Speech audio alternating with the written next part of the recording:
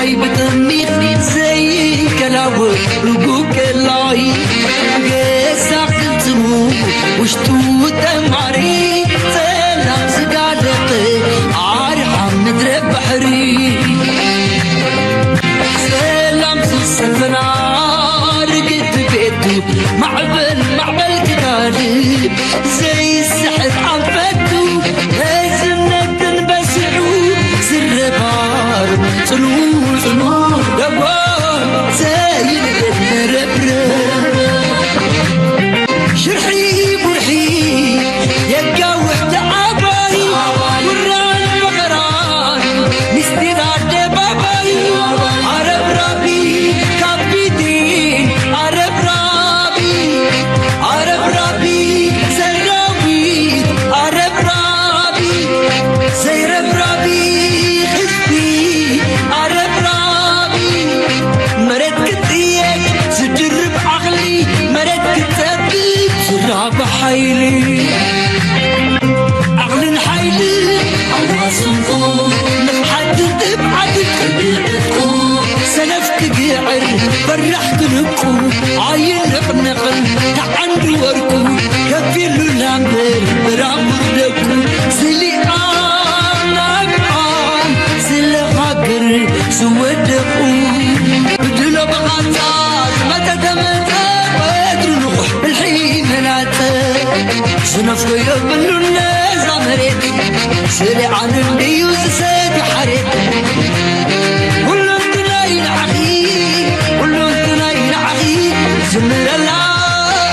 وضع يقبل هيوت يقبر الله عرف ربي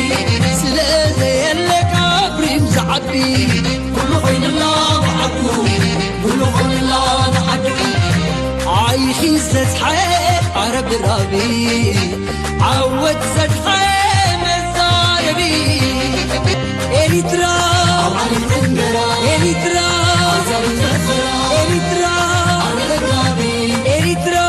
زي ربرابي سلام تخطاتلتنا إذا channel كما تكونوا تبوك تكونوا ناي وتر تبليتنا بحقنا نيوم إريترا عرب رابي تنبر زي تربرب تبل كنديك تتعم ودي واو such a powerful songs كما يندهر خوينكم هذا channel إذا در فترة ينبينو energy زباكا sorry أنا مالت أبزايا زغربا زلهم براني كون سريعات هذا it's just such a power song بزعب حزب خازر لك رايا energy تبصخل كايا نعيت رايديا ولا نعهم كمان ريتهم سمع دلي مغنياتو we need this energy okay like مقبار share مقبار كم وترو محس انتاناتنا like ناقبركم اتو نايلومي مسات زخونة حسين قريبنا لكم زلنا قن زربح في الله يبقى لك فالز تقصى بزعبا نيتعنا قدينا إرتراك كبير ترحمي ممدقو خوصوص دليو نالبات صبغت مخرلات نعات ملكت دحرق من كباكم يا معناتو تعرف سكرو كاو فنتت سلازبل Okay, what's going on? مزيان جمر, let's go!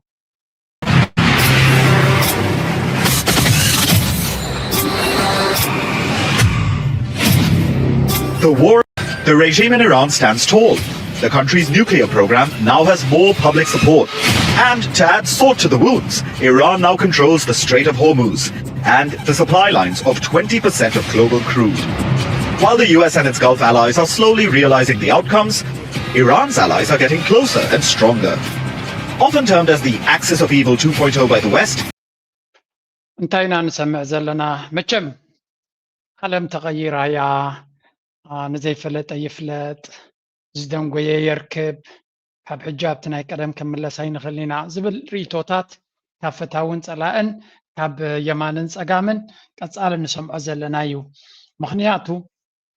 أمريكا زدفر حيلي لن تأكيبو ما يكلونا مبينو ما يكلونا زبل زربا بس حين نسمع نيرنا زكيناتنا إيران كي جمرو خلو أمونغو أمريكا زي access of evil ديلهم زقلت وزنبرو أوروبان أمريكان زن محزنتنا روسيا تشاينا إيران سمين كوريا زياتن نتفقات زامدا زلوايان زبحال زنبري كويناتنا إيران مسجمرة دما زم دنا زبو غيرو كبتخيو ترقم يبلون ني إيران دوا يبلولان ولا حنتي قم نجر كله يكون زبل زنبرة زربا أقدا حق أنت راخايو قربت لك تحسب اللي تجميركا 2-4 حجرات أمنتاي زبل مدام نمتابس إحنا اللي وايلكم تقمتوا 4 ተዛሪና ንኣሜሪካ ንብል ዝነበር ናስ ለካስኒ ኢራን ዘይተሓልፍ ሃገር እያ እዮም ዝብሉ ዘለዉ ሕጂ ኢሎሞ ኢራን በይና ተጠባቢላቶም ዘላን ኣሜሪካን እስራኤልን እሞ እንታይ ገድሽና ምዝርራይ ከድሊና ሓደግ በበይና እውን ንኽእሎ ጉዳይ እዩ ድሮ ራሻ እኳ ሪኣትና ነራ እንድያ ንቻይና ማለት እዩ ራሻ ሪኣቶም ነራ ሕጂ ኢራን ደጊማትሎም ሰሜን ኮርያ እኳ በቀደሙ ናይ በይኑን በሳዩ ሰሜን ኮርያ እንተ ተሸጊሩ ቻይና መፂኣ ይተጥሕኖ ራሻ መፂኣ ይተጥሕኖ ወላ ኢራን መፂኣ ይተጥሕኖ ብስሬኻይ ዝብል እምነት ዘለዎ ሃገር እዩ ሰሜን ኮርያ ከምኡ ስለ ዝኾነ ድማ ኣንጻር ኩሉ ኒኩለር ናቱ ሒዙ ብሕም ዝበለ ይተሓጎም እናበለ ዝነብር ዘሎ ሎሚ ኒኩለራቱ ሚሳይላቱ ድሮናቱ ዝኣኽሎ ኮይኑ ስለተሰምዖ እንታይ ገብር ጀሚሩ ኣብ ቁጠባ ከተኩር ጀሚሩ ኩላ ዓለም ድማ ኣቴንሽን ይባቶ ቻይና ብዙሕ ኢንቨስትመንት ይገብሩሉ ኣለዉ ራሽያ ብዙሕ ኢንቨስትመንት ይገብሩሉ ኣለዉ ቁጠባ ናይ ሰሜን ኮርያ ድማ ናይ ብሓቂ ዘገርም ናይ ኣሜሪካ ሚድያ ንሰሜን ኮርያ ኩሉ ግዜ በኣሉታ ዝገልፃ ብኣወንታ ክገልፃ ጀሚሩ ኣሎ ዘገርም እዩ ቁጠባ ናቶም ቡም ይገብር ኣሎ ብሎ ኣሎ ቡም ማለት ቅልጡፍ ዝኾነ እቤት ማለት እዩ ዝያዳ ኣብ ሪል ስቴት ዘተኮረ ድማ ብዙሕ ቴክኖሎጂ ይገብሩ ኣለዉ ዋላ እውን ኤሌክትሪክ ካርስ እዚ ናይ ቻይና ቴክኖሎጂ ስትሬት ፎርወርድ እዮም ዝእትውዎ ዘለዉ ምክንያቱ ቻይና መሻርክቶም እያ ካብ ቻይና ድማ ኩሉ ቴክኖሎጂ የዋፅኦም ክሳብ ናቱ ክገብር ዘለ ሃገር እዩ ግን ኩሉ ነገር ካብ ባዕልካ ክትበፅሖ ስለዘይትኽእል ካብ ቻይና ምጥቃም ወሳኒ ብምባል ዓብ ህዝቢ ኣለዎ ብዙሕ ህዝቢ ኣለዎ ብዙሕ ፀጋታት ዘለዎ ሃገር ኣይኮነትን ግን ናይ ብሓቂ ኩሉ ነገር ባዕልና ክንክእሎ ኣለና ኢሎም ዝተበገሱ እዮም ስለዚ ድሮ ዝትሪእዎ ኣለኹም ሕጂ ሓንቲ ነገረኩም እዚ ሰሜን ኮርያ ንሽተይ ወዲ እዩ ኣይደኖ 4 በፅሑ ሎ ኣይበፅሐን ጓሉ መተካእታ ናቱ ምዃና ግን ሓፂዋ ኣሎ ኦልሬዲ ኣብ ሰሜን ኮርያ ሲ ድሕሪኡ መን ከም ዝቕበል ስልጣን ፈሊጦም ኣሎ ኣይደኖ ከባቢ 20 ዓመት ያ 15 ዓመት ጓሉ ክትቅበል ምዃና ፈሊጦም ኣሎ ሕጂ ክገርመኩም እቲ ዘገርም ዘረባ ክነገረኩም ናይ ሰሜን ኮርያ እንዳተኪረ ዝበኩም ዘለዎ ናይ ለሚሸው የለ ረቤት ኣብዚ ናይ ሰሜን ኮርያ መክስማዓኩም ስለምንታይ ናይ ሰሜን ኮርያ ክኾን ከሎ ዘጋንንዎ ኣብ ካልእ ክኾን ከሎ ግን እዚ ዝሓለፈ እውን ርኢና ነርና let's see a little bit The Choihyun, a 5,000-ton destroyer armed with torpedoes and cruise missiles. However, the Choihyun's primary purpose is total destruction because this destroyer can launch a nuclear warhead. The warship also has anti-aircraft guns on its deck. There's a helipad at the back. It has completed 14 months of rigorous sea trials, and it is now the largest indigenously made warship of the North Korean Navy. ከም ትሪእዎ ዘለኹም እዚ ድማ ካብ ኒውክለር ወፂኡ ሕጂ ድማ ኣብቲ ናይ ሳብማሪናት ወይ እውን ሓይሊ largest indigenously made warship ሓያላት ወታደራውያን መራኽብ እንኮላይ ኒውክለር ካብኡ ክትኩሳ ዝኽእላ ስለዚ ኣብቲ ናይ ዓበይቲ ሊግ ናይተን ዓበይቲ ሃገራት ዝበሃላ ዝኣትዎ ባዕሉ ዝሰርሖ መርከብ እንኮላይ ካብ ውሽጡ ኒውክለር ክትኩሳ ዝኽእላ ስለዚ this is becoming ኣብቲ ዝለዓለ ናይ ዓበይቲ ሊግ ይኣትሎ ሰሜን ኮርያ ብሓይሊ ቁጠባ ገለመለ ዘይኮነ በፍንጫ so you need to respect ነዚ ሰሜን ኮርያ ብሰሜን ኮርያ ክላገፅ ዝኽእል ሃገር የለን ኣሜሪካ ይኹን ማለት ጅንዕፍሪት ይኹን even ቻይና ኒውክለራዊ ሃገር ስለ ዝኾነ ሰሜን ኮርያ certain degree of respect ክትበ ግዴታ እዩ ዋላ እውን ራሻ እጂ ኣብታ ክምለሰኩም ኣብታ ስልጣን እዚ ትሪእዎ ዘለኹም ናይ ሰሜን ኮርያ መራሒ ጓሉ መራሒ ክትከውን ምዃና ኦልሬዲ ተፈሊጣ ኣላ ይብሉ ኣለዉ ንእሽተይ ጓል እያ ናይ ሰሜን ኮርያ ኪም ጆን ንጓሉ ስልጣን ምሃቡ ዘገርም እዩ ንጉስ ናይ ኢማራት ትሪእዎ መሓመድ ብን ዛይድ ወዱ እቲ ካልድ ዝበሃል ስልጣን ክርከብ ምዃኑ ግን ከም ቅቡልን ቅዱስን ኣሜሪካ ዝባርኽዎ ዘለዉ እዩ እቲ ዳብል ስታንዳርድ ኣብ ዓለምና ዘሎነ ንበይን እዩ ሃገራት ዓረብ ክገብርዎ ከለዉ ፋይን ካልኦት ሃገራት ዝገብርዎ ኩሉ ግን ሰይጣናዊ ፑቲን ብምርጫ ተዓዊቱ ርትዓዊ ምርጫ ኣይኮነን ኣብ ስዑድያ ምርጫ ተዘይጌርካ ኦኬ ንቕበሎ ኢና ፀገም የለን ኣብ ሞሮኮ ምርጫ ይገበርካ ኢትስ ኦኬ ሰብይት ንጉስ ኮይኑ ክቕፅል ይኽእል እዩ ረብሓና ተሳስተ ኮይንካ ተመረፅ ኣይተመረፅ ኣብ ዩክሬን ዘሎ መራሒ ምርጫ ገዲፉ ዳርጋ 3 ዓመት ሓሊፉ ኣሎ ሕቶ የለን ውግእ ስለ ዘሎ ፀገም የብሉን ፑቲን ግን ውግእ ኣለኒ ምርጫ ይገብር ነይሩ ተዝብል ነይሩ ምርጫ ይገበረኒ ኢልካ መኽሳስ ስለዚ እንታይ ካፍልጠኩም ኢለ ሰሜን ኮርያ ንጓሉ ድይክቦ ዘለዎ ህዝቢ ድዮም ክመርፅዎ ዘለዎ ሕቶ ናይ ሰሜን ኮርያውያን እዩ ሰሜን ኮርያውያን ክንደይ ዓመት ክወስድ ዘለዎም እዩ ነቲ ጉዳይ ናቶም ባዕሎም ክወስንዎ ንሰሜን ኮርያውያን ዝምልከት ፍርዲ ክንባ ይንኽእል ኢና ሉላዊ ሃገር ስለ ዝኾነ ኤርትራ ድማ ልክዕ ከምኡ ኤርትራ በናይ መንገዲ ትኸይድ ንኤርትራውያን እዩ ዝምልከት እንታይ ዓይነት ምርጫታት የለና ንኤርትራውያን እዩ ዝምልከት እዚ ማሕበረሰብ ዓለም ነዚ ከኽብረሉ ክኽላለዎ ንህዝቢ ኤርትራውን ምክንያቱ ንሕና ኢና ንፈልጠልካ ንሕና ኢና ዝሓልየልካ ዝብል ኣካይዳ ንዓለምና ተቐንዲ ፀገም ኮይኑ ዘሎ እዩ ስለዚ ንሕና ኢና ንፈልጠልካ ከይብሉካ እንታይ ክትገብር ኣለካ ሓያል ወታደራዊ ዓቕሚ ክህልወካ ኣለዎ ምክንያቱ ክትፈልጥ ትኽእል ኢኻ ኣብዚ መፂኻ ትገብሮ የብልካን ግን ክትብል ክትክእል ኣለካ ሓያል ወታደራዊ ዓቕሚ ድማ ሰሜን ኮርያ ፈቲና ከይፈተና ካልኣይ ሽምና ሰሜን ኮርያ እዮም ገይሮሞ ዘለዉ ንሕና ስለ ዝደለና ዘይኮነስ ከፀልሙና ስለ ዝደለዩ ሕጂ እኳ ነታ ሰሜን ኮርያ ከኣልዩልና እዮም ምክንያቱ ሰሜን ኮርያ ኣዝዩ እናሓየለ ይመፅእ ስለ ዘሎ ንኤርትራ ሰሜን ኮርያ እንተኢሎማ ሓያል ምዃኑ ከንፀባርቕ ስለ ዝኽእል ካልእ ሽም ክንደሊና ክብሉ እዮም ትራስትሚ ኣብ ቀረባ ግዜ ካብ ኤርትራ ሰሜን ኮርያ ከኣልይዋ ክጅምር እዮም ቢካዝ ሰሜን ኮርያ ሲግናል ናይ ሰሜን ኮርያ ቀደም ዝተነፀለ ድኻ ገለመለይ ነይሩ ዲስ ኢዝ ቼንጂንግ ናው ዓበይቲ መራኸቢ ኩናትን ኒኩለራትን ሚሳይላትን ክሳብ ንኣሜሪካ ዝትኩስ ሚሳይላት ዘፍሪ ዘሎ ሃገር ክንዕቅዎ ከም ዘይክእሉ ንፈልጥ ኢና ስለዚ ሰሜን ኮርያ ክብሉካ ከለዎ ንኤርትራ ስና ገነቢ ላይክ ከም ትምትሶም ዝሓስቦ ፀርፊ ዘይኮነ ሓይሊ ዘንፀባርቕ ዘረባ ክኸውን ክኽእል እዩ ዝኾነ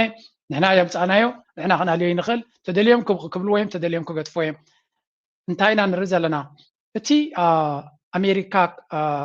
ተዛርዮም ወላ ሓንቲ ክገብሩኒ ይክእሉ እትብሎ ዝነበረት ድምፂ ሎሚ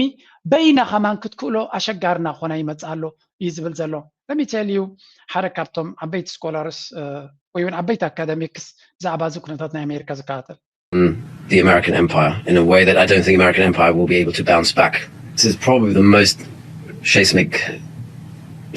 fundamental shift in regional order that we've seen in the last 30 years or so. How bad could this have been? Everyone knows you cannot change a regime from the air remotely. It's impossible. We always knew the Iranians had the capability, but it was never proven, and now it's been proven, it's been tested, and they don't need a nuclear weapon anymore to kind of impose their will on the rest of the world. Egypt is an unstable country, and it has become a beggar state in many ways because so እንታይ ዝብል ዘሎ እዚ ፕሮፌሰር አንድሪያስ ይዝባል ኣሜሪካ ወሪድዋ ዘሎ ሓደጋ ካብቲ ወሪድዋ ዘሎ ሓደጋ ክትመለስ ትኽእል ኣይትኽእልን ናይ ብሓቂ ኣከራኻሪ ነጥቢ ዘሎ ይብል ኣሎ ምክንያቱ እቲ ናይ ኣሜሪካ ኢምፓየር ኢራን ዘወረደትሉ ሓደጋን ውድቀትን ኣሜሪካ ሪካቨር ክትገብር ኣይትኽእልን ክትምለስ ኣይትኽእልን ኣብቲ ናይ ቀደም ዝነበረ ደረጃ ሓይላ እዮም ዝብሉ ዘሎ ብዙሓት ብግምጣሉ ኢራን ሓይሊ ከም ዘለዋ ክትምክት ከም ትኽእል ኩሉ ሰብ ይፈልጥ ነይሩ ንኣሜሪካ በዚ ደረጃ ክትምክታ ትኽእል እያ ዝብል ሓሳብ ግን ኣይነበረን ትፍልል ኣብዚ ስለዚ ሬዚስቲንግ ኦልሬዲ ናይ ኢራን ምምፃእ ንእስራኤላውያን ከምኡ ከይኮነ ከሎ ዝላገፅሉ ዝነበሩ ዘረባ ሓቂ ኮይኑ መፂዎ ኢራን ናመን እስራኤል ከተጥፋእ ትኽእል እያ ኢራን ሓያል እንድሕር ኮይና ከምዚ ዝብልዋ ዝነበሩ ሕጂ ብትክክል ኮይና ኣላ እዮም ዝብሉ ዘለዉ nobody is stopping them ኣሜሪካ ጠጠው ከተብሎም ኣይትኽእል ወላ እስራኤል ለኣሜሪካን ጠጠው ከብልዎም ኣይክእሉን እዮም እቲ ንኢራን ጠጠው ከተብለሉ ትኽእል ዝነበረ ነጥቢ ተሰጊሩ እዮም ዝብሉ ዘሎ ምናልባት እቲ ናይ እስራኤል ፀገም ግን ካብ ኢራን ጥራይ ዝብገስ ኣይኮነን እዮም ዝብሉ ዘለዉ ናይ እስራኤል ፀገም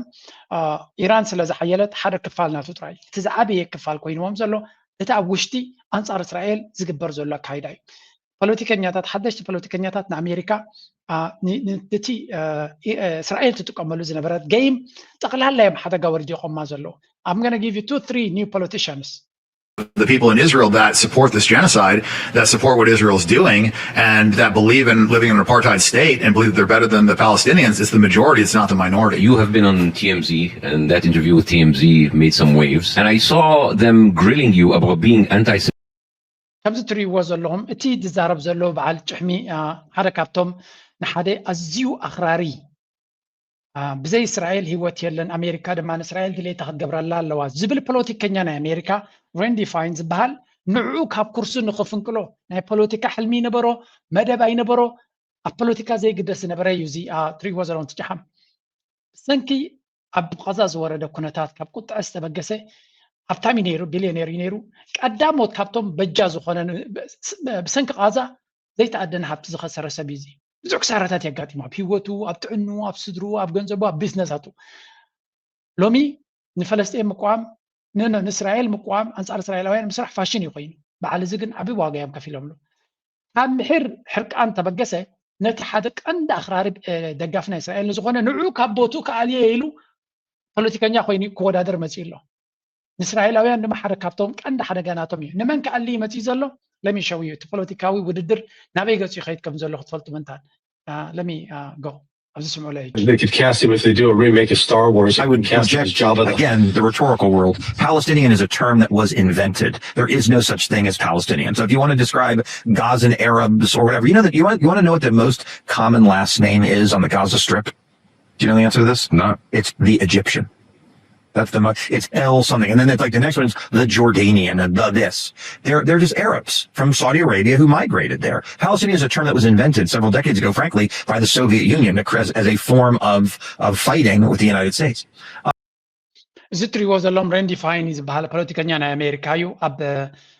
ኮንግረስ ኣብ ሰነት ናይ ኣሜሪካ ዘሎ እዩ ለንቀነ ኣብ ዝገበሮ ዘረባ ፈለስጢን ዝበሃል ሃገር ኣይኮነን ጸላእቲ ሕብረት ሶቪየት ንኣሜሪካ ንምድኻም ኢሎም ዘውፅዎ ሽም እዩ ፈለስጢማዊ ዝበሃል ድማ የለን ካብ ስዑድያን ካብ ጆርዳንን ካብ ግብፅን ዝመፁ ህዝቢ እዮም በረይ ፈለስጢን ዝበሃል ሃገር የለን ፈለስጢን ዝበሃል ሽም እውን ኣይነበረን ኣብ ታሪክ እዩ ዝብል ዘሎ ዘረባ ብግምጣላ እዮም ዝብሎም መብዛሕትኦም እዚ ሎሚ እስራኤል ዝበሃል ዘሎ ንባዕሉ ዝተፈብረኸ እዩ ምክንያቱ ቅድሚኦም ሰብ ነይሮም እዮም ኣብቲ ዓዲ ሰብ ድማ ካብቲ ዓዶም ኣሳዲዶሞም ዘሎ እዞም ፈለስጢማውያን እዮም ነይሮም ስለዚ እዚ ዝብሎ ዘሎ ሪቨርስ ኢንጂነሪንግ ናይቲ ታሪክ እዩ ዝገብር ዘሎ ኣይሁድ ኣብ ታሪክ ነይሮም ዶ ብርግፅ ነይሮም ኣብ ቅዱስ መፅሓፍ ኣነ ክርስቲያን ስለ ዝኾንኩ ኣብ ቅዱስ መፅሓፍ ኣይሁድ ኣምላኽ መብፃዕ ዝኣተወሎም መሬት ነይሩ እቶም ኣምላኽ መብፃዕ ዝኣተወሎም ህዝቢ ሓደ ብሓደ እዞም ሎሚ ዘለዉ ጽዮናውያን እስራኤል ንሶም እዮም ምናልባት ክኾኑ ኩሉ ከይኮኑ ኩሉ I'm not sure ዲኤንኤ ናቶም ክትርእየኒ ክትክል ኣለካ if I have to blame but anyway እስራኤል ክትህሉ የብላን ዝብል ሎሚ ሰብ ውሑድ እዩ እስራኤል ቦታ ሒዛ እያ ፈተዋ ጽላያ ንሶም ዲዮም ኣይነበሩ ዲዮም ካልኦት ዲዮም regardless ብዘየገድስ ኣይሁድ እስራኤል ሃገር ኣላ ሎሚ ብዛዕባ ህላወ ናይ እስራኤል ሕቶ የለን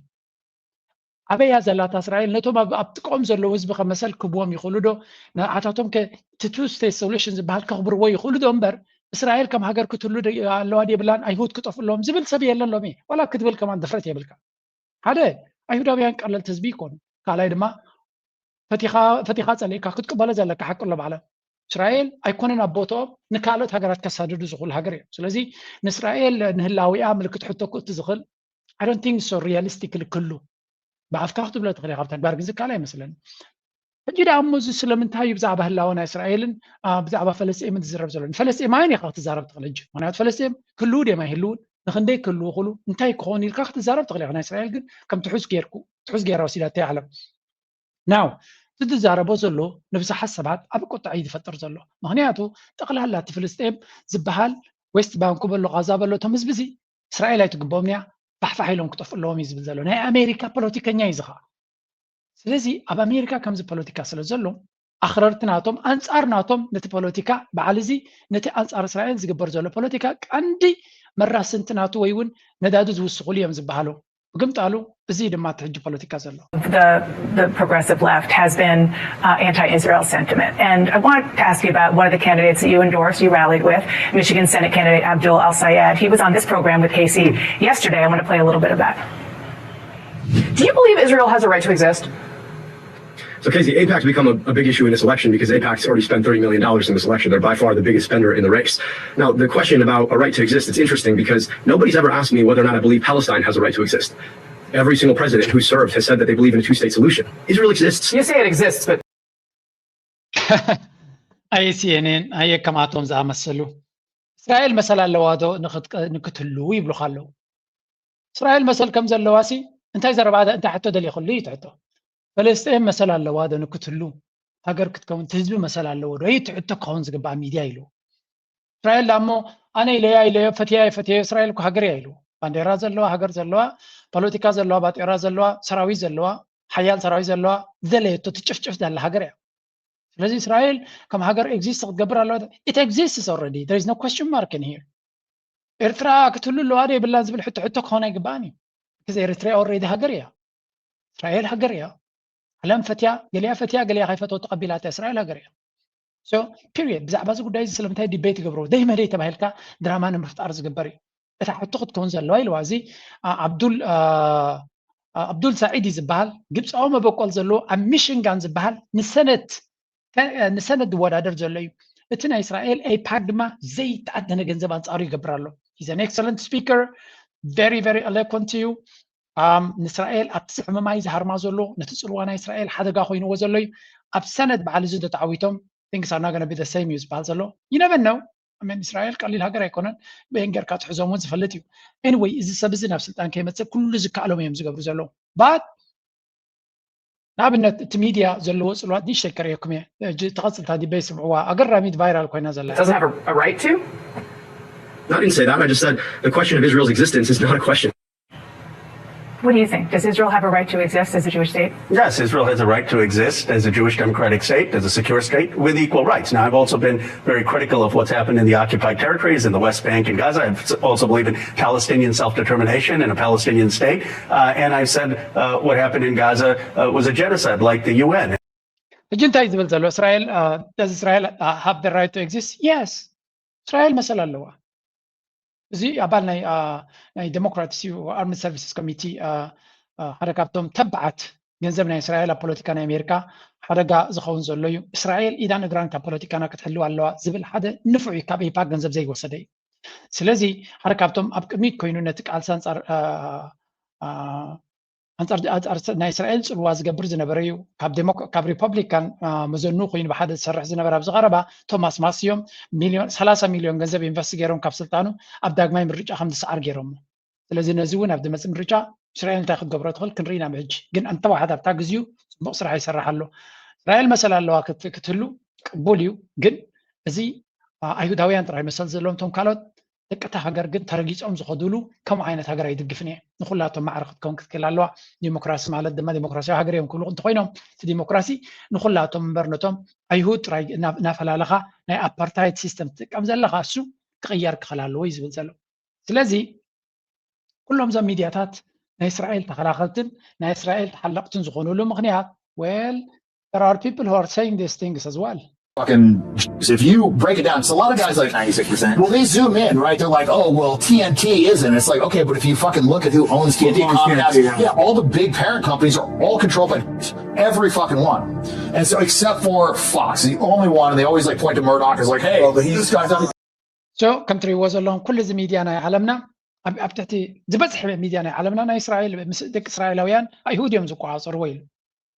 أبز خدنا لكم تري والله كله تيك توك بلو CNN بلو TLC بلو ولا TBS بلو ولا نيويورك تايمز بلو CBS بلو HBO بلو I don't know man أنت ما غنب لكم إن تحت توريد كارما all the big بحالو خابز لكم I don't know تلوجوس أديت قصور ريخ هاي كاتحلف كله زي ناي بس إسرائيل تتحس businesses ناي أيهوداويان زوننو تكالاتيو ناس أخاي يكونوا سوم زي شعراويان تكالات يكونون سلازي بحفشة بمولو تبيزنس تبوليتيكا أبيدوم يزلو أزي تميديا أبيدوم يزلو إذا خلنا خونا دا مسلم تاي سبدوس الأم زلو نهريكا that's the big question كل دا إز media empire أبيدوم كله كمي جيرو يتي نا إسرائيل تصلى أن دعب زلو نهريكا it's not working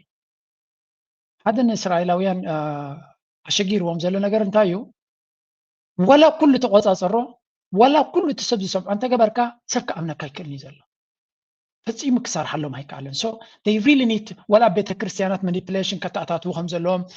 كل تبابات يدفتن زلهم عاد كنزبين بس نجبر لنا ناتنا تفتحونتن ناتنا دقفنا بأمريكا أنت ده وحسنا كم هاجر كنكسل حدا جاي يخون الناس بالمرجسي زلهم so they are doing everything كل بليونير كلاس ناتراغبت do something إسرائيل نمدحان إسرائيل شمع بأمريكا نمعباي كل زك على كون جبري بالومالو بتكسب حجد فتن وزلو مبزعته يسرح يلا زغا هي وابنتيون إسرائيل زك بوليتيكانيات كم معلتنا معلتي نفس الثاني موصلوا اتنا إسرائيل زنبرم تلوا أمريكا هذا جودي يقولوا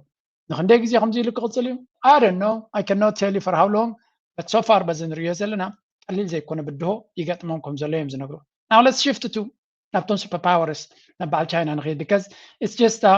أمريكا كنا تات كله موضع تصل زي بلنا بتم موضع درتهم كنسجرينا موضع درتهم لما China. Jong-un wants more destroyers. Here began their show.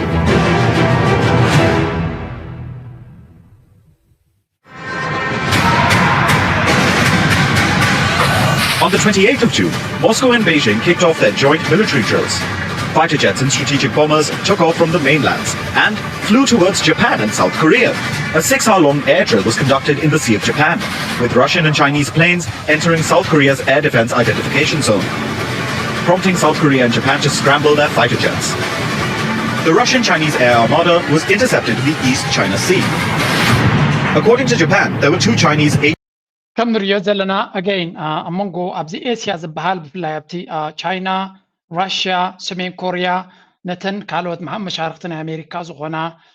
ጃፓንን ደቡብ ኮርያን ከምኡውን ታይዋን ገለን ዝበሃል ቀፃሊ ቻሌንጅ ይገብርዎን ኣለዉ ቀፃሊ ይፈታትንዎን ከም ዘለዉ እውን ይንገር ብፍላይ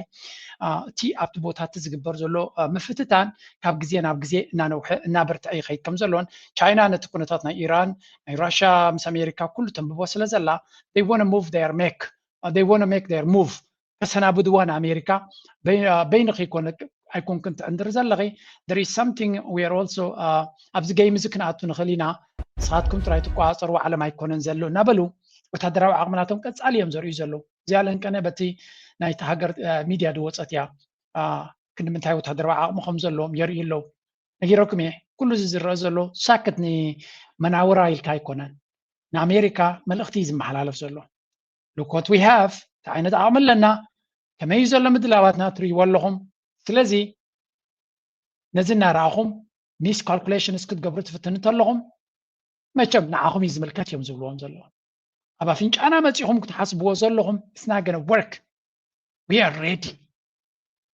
that's why ድማ ሓደ ግዜ ወታደራዊ ዓቕምናትካ ፍላይ ቴክኖሎጂካዊ ዓቕምናትካ ምርኣይ ኣገዳሲ እዩ ፀላኢኻ ሚስ ካልኩሌሽን ከይገብር ዓብ ትምህርቲ እዩ ዝህብዎ ንብለኩም so China is showing off ካብ ግዜ ናብ ግዜ ኣብ ዓመት ክንደይ ግዜ 34 ግዜ ተርእዮም እያ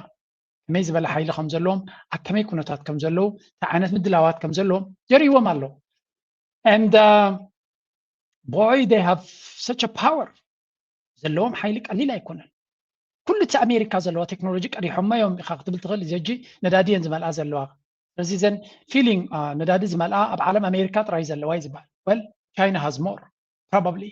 maybe more ክንዲ ናይ ኣሜሪካ እንተዘይብላ ዝኣክል ኣለዋ ኣብ ኩሉ ደረጃ ናይ ቴክኖሎጂ ንሶም ትወዳደር ኣላ this is only the military I mean ኣብዛ ኣነ ከም ፀኣልኩም ከለኹ we want to see things from ካብቲ ዘለዎ ክንሪኦ ክንክል ኣለና hypothetically ብቲዮሪ ኣሜሪካ ከም ስለ ዝበሉ ሃገር ዘይኮነስ you see and you try to have a picture ኣብ ርእስኻ ስእሊ ክህልወካ ኽእል ኣሜሪካ እንታይ ኣላ ቻይና ኣበይ ኣላ ኩሉ ነገርካ ኣሜሪካ ለንቀነ ነዚ መዓልትና ፅነቶም ከብዕሉ መዓት ወታደራዊ ዓቕሚ እዮም ዘርእዩ ዘሎ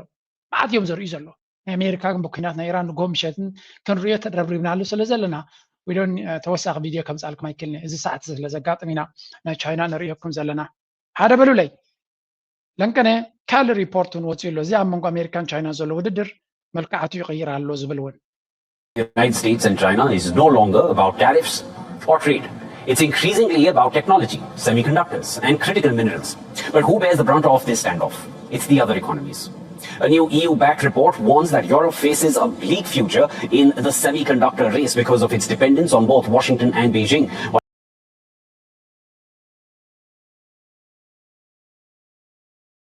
Sorry, ከምዚ ትሪእዎ ዘለኹም ኣብ መንጎ ቻይናን ኣሜሪካን ዘሎ ውድድር ኣብ ወታደራዊ ዓቕሚ ወይ እውን ወታደራዊ ሓይሊ ጥራይ ዘተኮረ ኣይኮነን ኣብ ኩሉ ገፃት ዘለዎ እዩ ኣብ ኩሉ ገፃት ቴክኖሎጂ ኣብ ንግዲ ኣብ ሓይሊ ባሕሪ ሓይሊ መሬት ሰማይ at every facet of life ናይ ኩሉ ፅላት ናይ ሂወት ውድድር ኣለዎ እቲ ውድድር ድማ ዳርጋ ክሳታት ሕድመድ ላይ ዝዓይነት እዩ ስለዚ ቻይና ካብ ግዜ ናብ ግዜ ኣብ ኣሜሪካ ብዝኾነ ይኹን መንገዲ ክንፅጋዕ የብልና ዝብል ርእይቶ ኣሎ chips at the center of the global rivalry Europe counts the cost of dependency ኤሮፓ ዝብልዎ ብፍላይ ኣብዚ ናይ ዓበይቲ ሊግ ኣትዩ ሓፍኮፍ ዝብሉ ሓደ ግዜ የደንግፀኒ ምክንያቱ ኣብ ደይ ዋፃካ ጉዳይ መፂኻ ካልእ ሽግር ምፍጣርሲ እንታይ ጣቁ እየ ዝብላነ because it's not going to serve them ከምቲ ዝድለ ሓገዝ ከምፃሎም ኣይኮነን ዝኾነ ከም ትሪእዎ ዘለኹም China for critical minerals and rare earth US for chips and software ኤሮፓ ረይዎ ኩሉ ኣብ ክልቲኡ ኣገዳሲ ዝኾነ ፅግዕተኛነት ኣጥርያላ እዮም ዝብሉ ዘሎ ካብ ቻይና critical minerals ከምኡ ድማ rare earth minerals እዚ ሓሶት እዩ እዚ ጥራይ ኣይኮነን ኩሉ ቴክኖሎጂ ናቶም ናይ ንብረት ናቶም ኣብ ክሽነ ዘሎ ማይክሮቬል በሎ ገለበሎ መብዛሕትኡ ካብ ቻይና እዩ ዝመፅእ ከምኡ ድማ critical minerals ዝበሃል ካብ ቻይና እዩ ዝመፅእ ካብ ኣሜሪካ እንታይ ደልዩ ኤሮፓ ኩሉ እዚ ናይ ቺፕ ሶፍትዌር ዲዛይንስ ኩሉ ካብ ኣሜሪካ ስለዚ ኤሮፓ ካብ ቻይናን ካብ ኣሜሪካን ወፃኢ ንኽነብሩ ከቢድ ስለ ዝኾነት ሂወቶም ናይ ግድን እዮም ፅግዕተኛ ክኾኑ ግን ናብ ኣሜሪካ ዝኸድዎ ዘለዉ ፅግዕተኛነት ኣሜን እናበሉ እዮም ዝቕበሉ ናብ ቻይና ግን ኩሉ ግዜ ሓፍከፍ ክብሉ እዮም ዝፍትኑ and this is it's going to hurt them a lot ምክንያቱ ለንከነ ምስ ቻይና ቁርብት ላይ ጸፋፋ ተባሂሎም ነይሮም ሰብ ከማን ፈሪህ ነይሩ ገለ ባለሲ ገለ ሽግር ክፈጥሩ ሁሉም ዝብል ዘረባ ነይሩ ለሚሸው ይዋን wants to reduce its dependence on China. But while politicians negotiate, Europeans are voting with their wallets and they're buying Chinese air conditioners in record numbers. This is why Europe can't quit China. And the irony couldn't have come at a worse time. You see, this week, officials from the European Union and China sat down in Brussels. The goal? To reduce Europe's record trade. Europa ካብ ቻይና ክንፋታሕ ኢና ካብ ዝብሉ ሓያል እዮም ገይሮም እንተኾነ በአፍካ ፖለቲከኛታት ኣብ ብራስልስ 10 ግዜ ግዕሩ ኹልዮም ኣብ ባይታ ግን ንናይ ቻይና ንብረት ክትክእ ዝኽእል ቀረብ ክሳብ ዘይቀረብካ እቲ ህዝቢ ኤውሮጳ ንዓኻ ክሰማዕ ኣይደልን እዩ ንኣብነት እዚያ ሕጂ ዘለና ሳመር እዚያ ሕጂ ኣቲና ዘለና ወቅቲ ወርሒ 6 ዳርጋ ካብ ፍርቂ ጀሚሩ ተኣምር ዝኾነ ረስኒ እዩ ዘሎ ኣብ ኤውሮጳ ንመጀመርያ ግዜ ኣብ ከምዚ ወቅቲ ቬንቲሌተራት በቃ ኣብ ድኳን ከይትካ ቬንቲሌተር ኣብዚ ትረኽበሉ ደረጃ ኢና በፂና ኣሜሪካ ዘለዎም ክትወራ ዘይብልና ትኾልዮም ኣብ ኤውሮጳ ኣብ ገዛውቲ ኤር ኮንዲሽን የለን ኣሚን ስዊዘርላንድ ኣዝዩ ሃብታም ሃገር እዩ ግን ደይ መደይሉ እቲ መንግስቲ ኤር ኮንዲሽን ከይትእትዉ ኣብ ገዛውቲ ኢሉ ከልኪል እዩ ምክንያቱ ሓደ 2 ወርሒ እየን ዘለዋ ተንፅሓ ኢሉ ስለዚ ሰብ ክፅመም ክኽእል ኣሎ ካልኣይ ዋጋ ናይ ኤነርጂ ኣዝዩ ክቡር ስለዝኾነ ዘይተደልየ ዋጋ ክንከፍለሉ ይንደልን ኢና ሳልሳይ ብተፈጥሮ ጌርና ከምክቶ ኣለና ዝብል መጎት ተጠቂሞም ሕማቅ እውን ኣይኮነ ኣክቹዋሊ ክሳብ ዛ ዓመት እዚኣ ብዙሕ ተሸጊርና ይንፈልጥና ብዙሕ መሐንበሲታት ገይሮም ኣለዉ ግሪነር ኣለዎም ብዙሕ ነገራት ኣለዎም ክትምክተሉ ትኽእል ኣብ ልዕሊ ድማ ምፅማምካ ክትመሃር ኣለካ እዮም ዝብሉ ኣነ ይድግፈ ኤር ኮንዲሽን ዘይገበሩ ኢለ ብዙሕ ውያ ይብልኒ ኢንፋክት ኣብ በዓል ዱባይ ክኸይድ ከለኹ እቲ ብፅዕና ኤር ኮንዲሽን ሲ ኦፍኮርስ ብዘይሱ ክትነብር ኣይትኽእልና ምስቲ ሙቐት ግን ማራ ረባሺ እቲ ሪል ላይፍ ሳይት ትሪኦን ኢኻ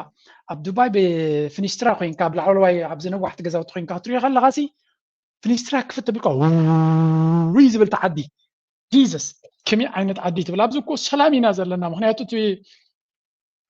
ኤር ኮንዲሽን መዓት ድምፂ እዩ ዘለዎ ኤኒዌይ ኣሜሪካ ዘለኹም ዮር ዲፍረንት ብዙሕ ኣለኩም and good for you ብፍላይ እዛ ሳመር እዚኣ ብዙሕ ሰብ ናብኡ ገፁ ክኸይድ ይደሊ ኣሎ ከምዚ ኣብዚ ትሪእዎ ዘለኹም ኤር ኮንዲሽን ቬንቲሌተር ንምግዛእ ሰብ ዳርጋ ኣብ መብዛሕትኡ ሸበድበድ እዩ ዝብል ዘሎ ኣብዚ ኤውሮጳ ናው ንግዲ ናይ ኤውሮጳ እና ቻይና እንተሪኢኹሞ ደፈሲት 360 ቢልዮን up 15% from last year ኣብ መንጎ ንኤውሮጳ ንቻይና ትሰዶን ካብ ቻይና ትወስዶን ክረአ ከሎ ኤውሮጳ ብብዝሕ እዮም ካብ ቻይና ንብረት ደምፁ ስለዚ ከነጉድሎ ኢና ነዚ እናበሉ ከለዉ ካብ ዝሓለፈ ዓመት ናብዛ ዓመት 15% ወሲኹ ካልእ ዘራርባ ኤውሮጳ ኢንዱስትሪያል ቤዝ ስለዘይብሎም they cannot prepare much ብዙሕ ነገር ከቕርቡ ይክእሉን እዮም ስለዚ ቻይና እናወረረትና እናበልዐትና ትኸይድ ዘላ ዝብል ዘረባ ኣሎ ብኡ መንፅር ድማ እቲ ውድድር ኣብቲ ትሪእዎ ፀናኩም ፅግዕተኛነት ናይ ቻይና ናብ ቻይና እናዓበየ ይኸይድ ኣሎ ናብ ኣሜሪካ እውን ብክልቲኦም ተፀጊዖም ዘሎ ሳልሳይ ድማ ኣብ ምክልኻል ክኾን ከሎ ድማ ዝገለደ እዮም ዝብሉ ዘሎ ስለዚ there's not much እቲ ዘሎ ፀገም ናይ ኤውሮጳ ብቐሊሉ ክስገር ዝኽእል ከም ዘይኮነ ብዙሓት ዝነግርዎ ዘሎ ጉዳይ እዩ and ተወሳኺት ሓንቲ ክውስኸልኩም እየ ምክንያቱ there was this technology as well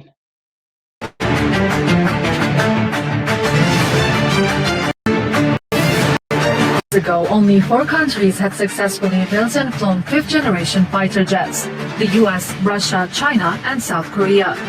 But in 2024, Turkey became the 5th country to join this elite global club. Meet Khan, Turkey's indigenous 5th-generation stealth fighter, a jet that analysts say could arrive at exactly the right time for both NATO and Europe. ከም ትሪእዎ ዘለኹም ሓደ ሃገር ኣሎ ኣብዚ ማእከላይ ኣብዚ ናይ ኔቶ ሃገራት ኣብ ኤውሮጳ ቱርኪ ዝበሃል ሃገር ቱርኪ is becoming very very center in many debates እዚኣ ካን ትበሃል ጀት ስታልስ ማለት ራዳር ክሪኦ ዘይክእል ኣብ ሃገራት ኣብ ውዕዳት ሃገራት ጥራይ ድፈሪ ኣዝዩ ስልጡን ዝኾነ ቴክኖሎጂ how come ቱርኪ ድኻ ሃገር እዩ ምስ ኤውሮጳ ኣወዳዲርካ ምስ ጀርመን ኣወዳዲርካ ምስ ፈረንሳይ ኣወዳዲርካ ምስ ዩኬ ኣወዳዲርካ ድኻ ሃገር እዩ ቱርኪ ጌና እዩ ዘሎ but if you have industrial base ናይ ፋብሪካታት ተለካ ከምኡ ድማ ህዝብኻ ኣብ ሳይንስ ዘተኮረ ትምህርቲ እንተለዎ እቲ ቴክኖሎጂ ኣብ ዓውዲ ናይ ሎሚ ቴክኖሎጂ ኣብ ኩሉ እዩ ዝርከብ ናይ ዶክተር መድሃኔ ብዛዕባ ኤኣይ ዝገበራ ቪድዮ ኣምፂአልኩም ነይረ ሎሚ ዝደለኻዮ ክትገብር እቲ ፍልጠት ብነፃ እዩ ኢልዎ ብነፃ እዩ ዘለካ እንታይ ዘድልየካ أنقولك هيبكا جنزب ينفس جيركا بقعات من سيات كيلاتات أكيبكا نستوسن زي جنزب ينفس قبر الله مالك and then you can do many things نزي أخذ جبر تفلت قدم تعبيتو زنبر لومي AI فوق فيكو 5 ألكا خلي فتفيتو أنت كتجبر كم تخل نتحسب كبكاي خلي حالاتنا دكتور مدهني كيتكم سمعوها بزعبة حدا هوسبيتال كسرح دليا بيزنس بلان عبرنا نتحريل كايو انت هيد ليكا كندي جنزب يد ليكا بخميت سرها عبيت نوتكو انت حامد انتاي مدهني انتاي قال يد ليكا بمولو تبلان تعيفو مصحف حتيمو كركبكا يخلي نزت راي كتجبر قرب كونسلتانت زبحالو I don't know أما أشحت مليونان تدي كونيوم زحتوها كي جمرك هلا خسرعي لومي بتروح قبرت خلزي كل سبك قبر خل تاي مالتيو قدوس من قسنت له نتفلتت بناس أكره بيخلي لذي نتفلتت رقيبو نتمتي لا تتوالدو جنزب ينفصل قبر لك نكسارات عدل كتب كتال لك بغير كدما نفزل على ليج يعني ودرك تشتغل لذي زي جت زي ناتو مست أمريكا خد فتحهم تدل زلا درجة مبزعتهم أوروبيين كيف تو نفتركوا خد صقعي جددلو سعودية مس تركي ديل كتجبر تفتنا الله إمارات كمو كلن هجرات جنزب زلون جرمن كمو كابزي كاب تركو وسيدن كاستمايزيشن ناتن وسيخن ناتن جيتس كلون يدليلو تركو دما تحسب لهم انفستمنت بليونز لزد اليوم دما كاب نيتو دي كاب كالي يدليو لهم السعودية جن عبد الجيرمكم زلو ذكري معناتها مالتيو بحكي دخاخ اللخا ابلع لواي درجه كتمصي كالي نبلالنا ايران كم ايران نبلالنا تركو خم تقبر الله بعبيو ናይ ግድና ይኮን ካን ኣብ ጥርዚ ክትበፅሕ ናይ ጥርዚ ዘለዎ ጾታ ክጻወት ኣብቲ ዘለኻዮ ኣገዳስ ጾታ ክጻወት ትኽእል ኢኻ ጥራይ እቲ ኩነታት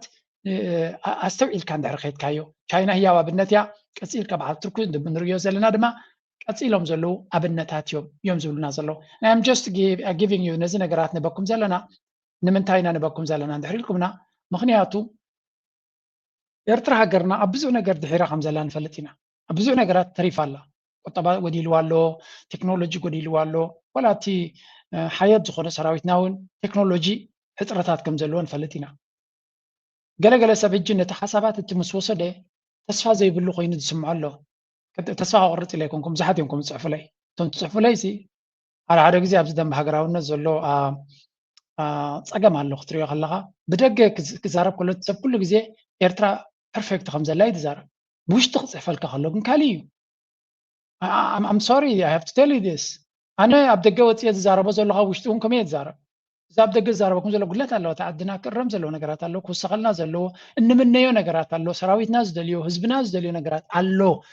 ንዑ ንምግባር ድማ እቲ መንግስቲ ጥራይ ፖሊሲ ናቱ ከስተኻኽል ኣለዎ እቲ ሰብ ድማ ክሕግዝ እዩ ወለንታውያን ሰባት ኣለዉ እናበልኩ እየ ዝኩስኩስ ኣለኹ ኣይኖ ነዚ ዘረባ እዚ ኣብ ደገ ይትዛረቡ ኣብ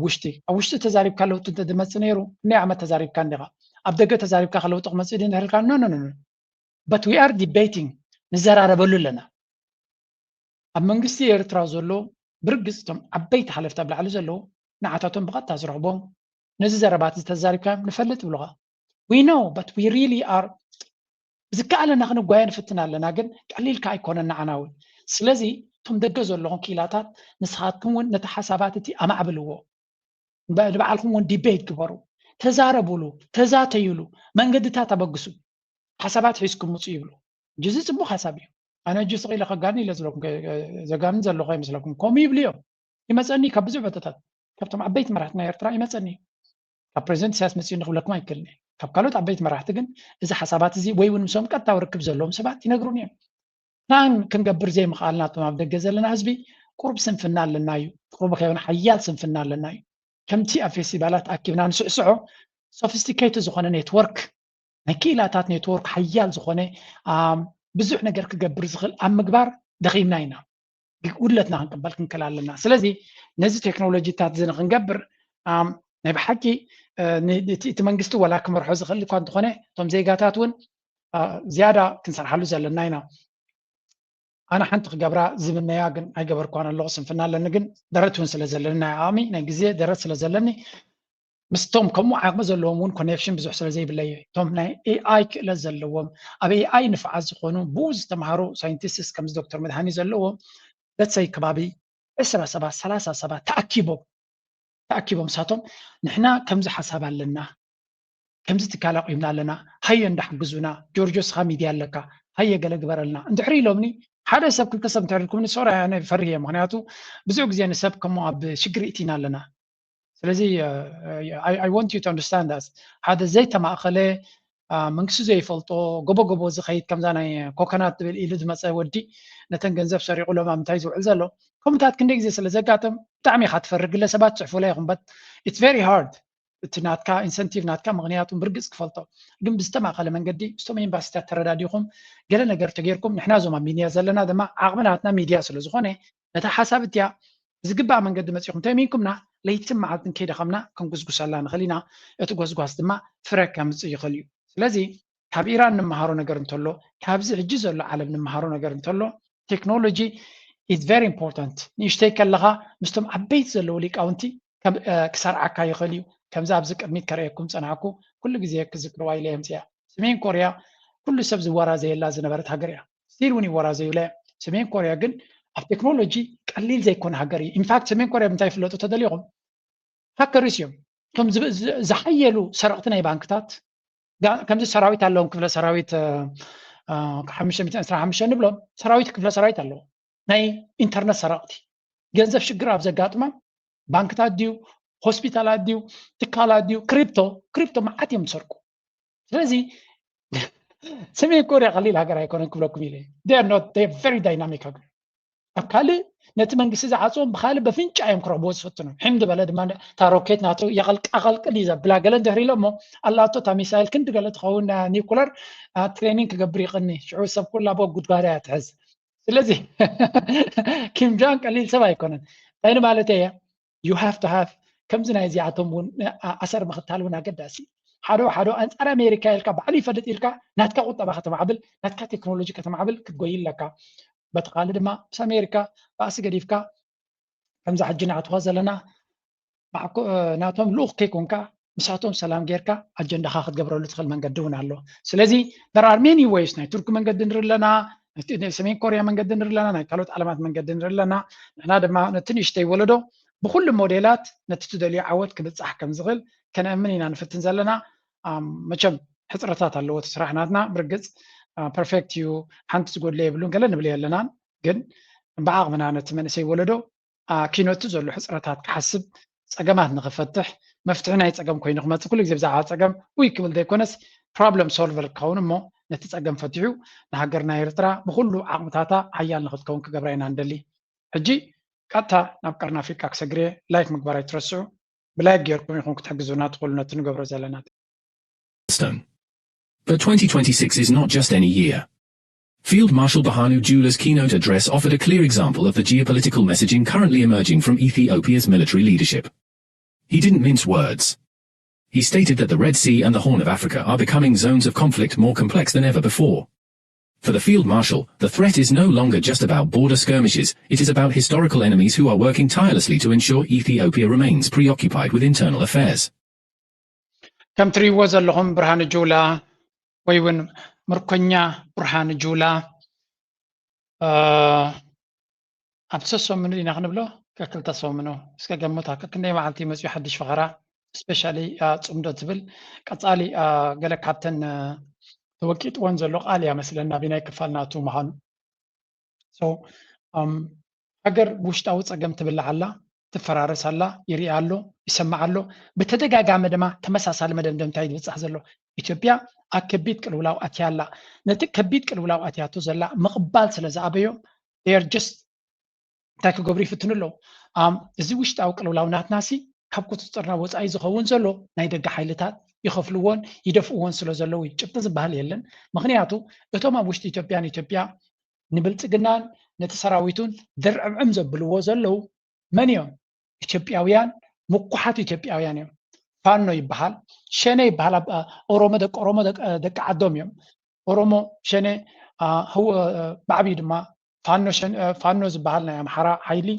ህወሓት ሕጂ ካልኦት ድማ በብወገኑ ኢትዮጵያ ፀገምናታ ሓደ ጀነራል ቅድሚ ሰሙን ኣቢሉ ኣብቲ ጌታቸው ረዳ ዝተቃደደሉ ብዛዕባ ኤርትራ ማለት እዩ ቀንዲ እቲ ኩነታት ብዛዕባ ኢትዮጵያ እዩ ነይሩ ንሱ ግን ብዛዕባ ኢትዮጵያ እሎም ናይ ኢትዮጵያ ኤርትራ እያ ክብል ስለ ዝመረፀ ናብ ኤርትራ ስኪርዎ እንታይ ኢልዎም ነይሩ እቲ ጀነራል ኣለምሸት እዮም ገለ ዝብልዎ እንታይ ኢሉ ኢትዮጵያ ኣብዘን ዝሓለፈ 5-6 ዓመታት ዘጥፈቶ ገንዘብ ከባቢ 11 ቢልዮን ዶላር ናይ ኣሜሪካ ጥፍያላ ደርጊ ናይ ኤርትራ ንኽድምስስ ኣብተን ናይ ልዕሊ 20 ዓመታት ዝወሰደሉ ቃልሲ 10 ዓመት እኳ ሲድል 18 ዓመት ንበል ወላ ካብ 77 ጀሚሩ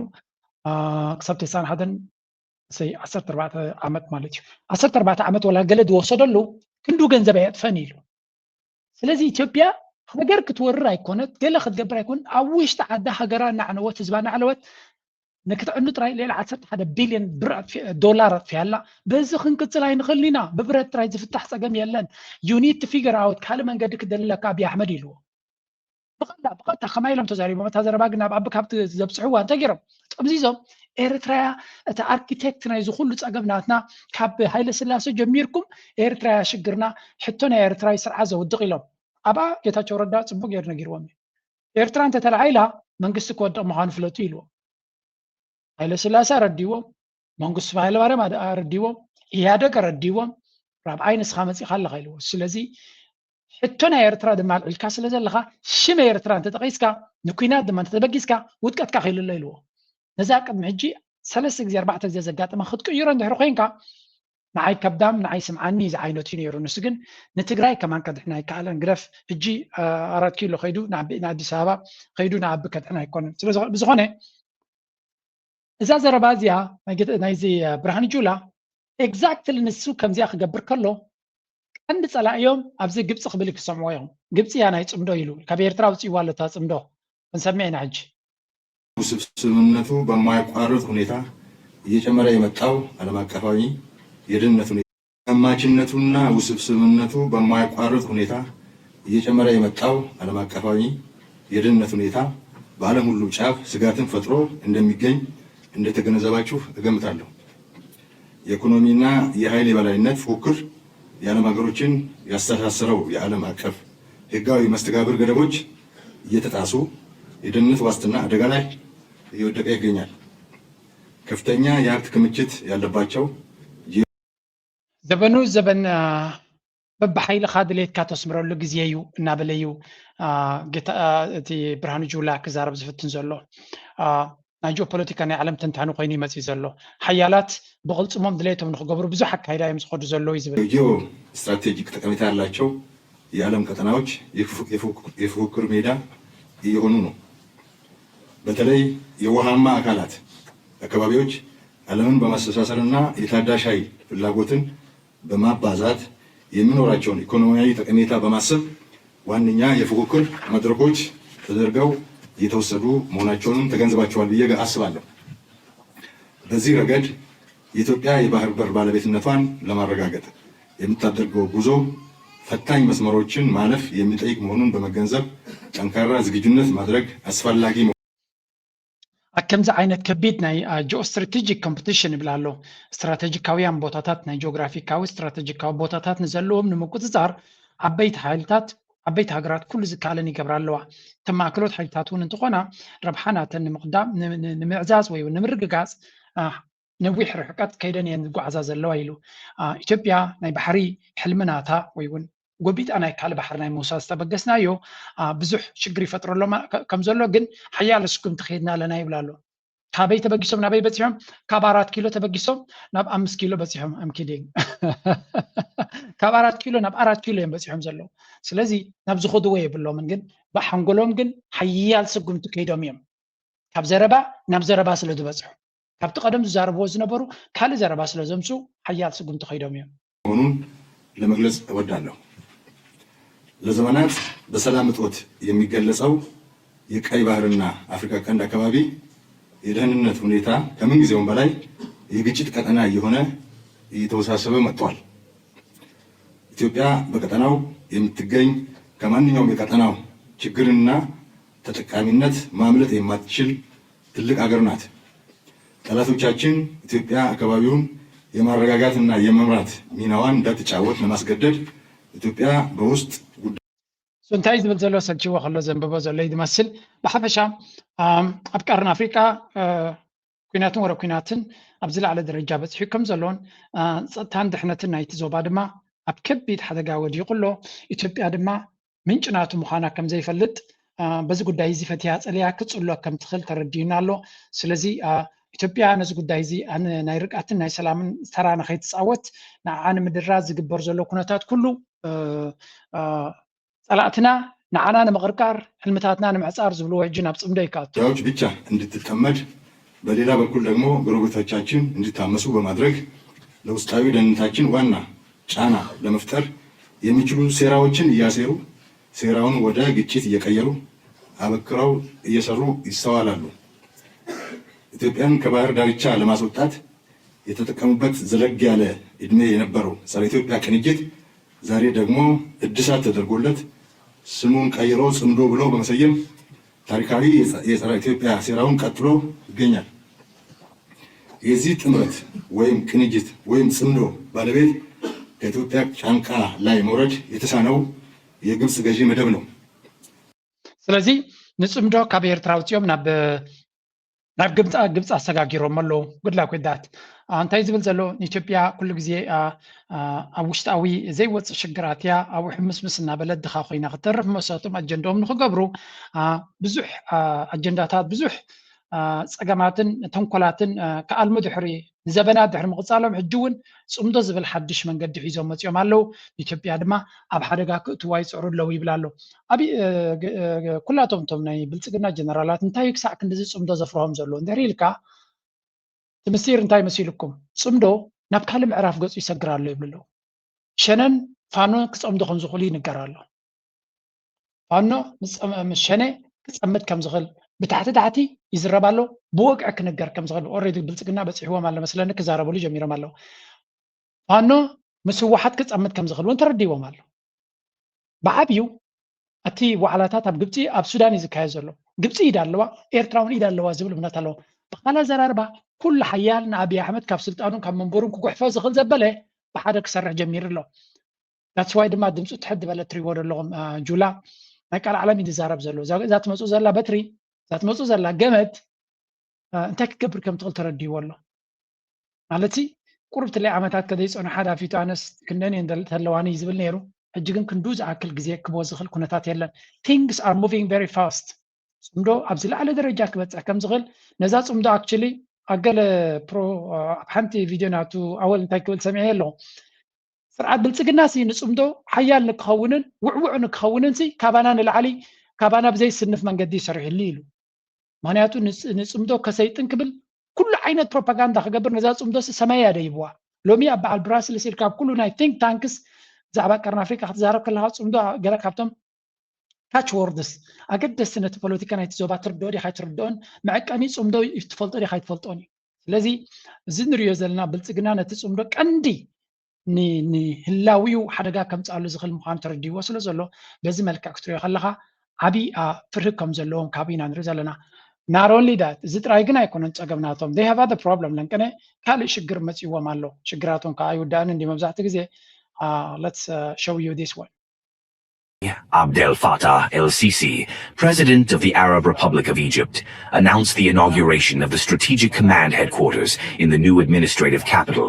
to stand as an edifice for the great people of Egypt, embodying Egypt's role as a force for peace and stability, and a state capable of confronting challenges and achieving aspirations under the unity of its proud people and its valiant armed forces. This comes to ensure the integration of planning and coordination among all branches and bodies of the armed forces, the enhancement of combat capabilities, and constant readiness to confront challenges. ከም ትሪእዎ ዘለኹም ግብፂ ለንቀነ ሓደ ዓብይ ወታደራዊ እዝ ናታ ኣመሪቓ ኣላ ኦክታጎን ይበሃል ናይ ኣሜሪካ ፔንታጎን እንዲኦም ዝብሎ እዚ ከዓ ኦክታጎን ዝብልዎ ዓብይ ወታደራዊ መደበር ናቶም ኣመሪቖም ኣለዉ እዚ ነገር እዚ ንብዙሓት ሃገራት ዘሰንብድ ነገር እዩ ሓደ ግብፂ ማለት ብዙሕ ህዝቢ ዘለዎ ሃገር እዩ ካልእ ግብፂ ትራዲሽናል ሓያል ወታደራዊ ዓቕሚ ኣለዎ እቲ ሳልሳይ ኣገዳሲ ነጥቢ ድማ ግብፂ በይኑ ጥራይ ሓያል ክኾን ኣይክእልኒ ናይ ዶናልድ ትራምፕ የማናይ ኢድ ኮይኑ ዘሎ እዩ ብዙሕ ህዝቢ ዘለዎን ዓቕሚ ወታደር ዘለዎን ስለዝኾነ ንኣሜሪካ ዘገድሶም እዩ ስለዚ ናይ ግብፂ ኣብ ከምዚ ዓይነት ደረጃ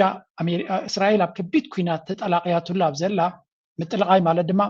ሞራል ናይ ሰራዊታ መሬት እዩ ዘቢት ዘሎ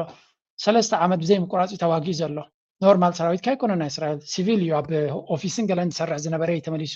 ወታደር ኮይኑ ዘሎ ስለዚ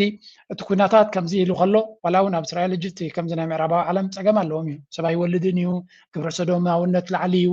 ኩልታት ዝጠጥሪኻ እውን ፀገም ኣለዎም እዩ ብግምጣሉ እዚኣቶም ኣዝዮም ዝባዝሑ ዘለው ሃገሮም ዝፈቱ ባንዴሮም ዝፈቱ ሓያል ወታደራዊ ትራዲሽናል ድማ ሓያል ወታደራዊ ዓቕሚ ዘለዎም እዮም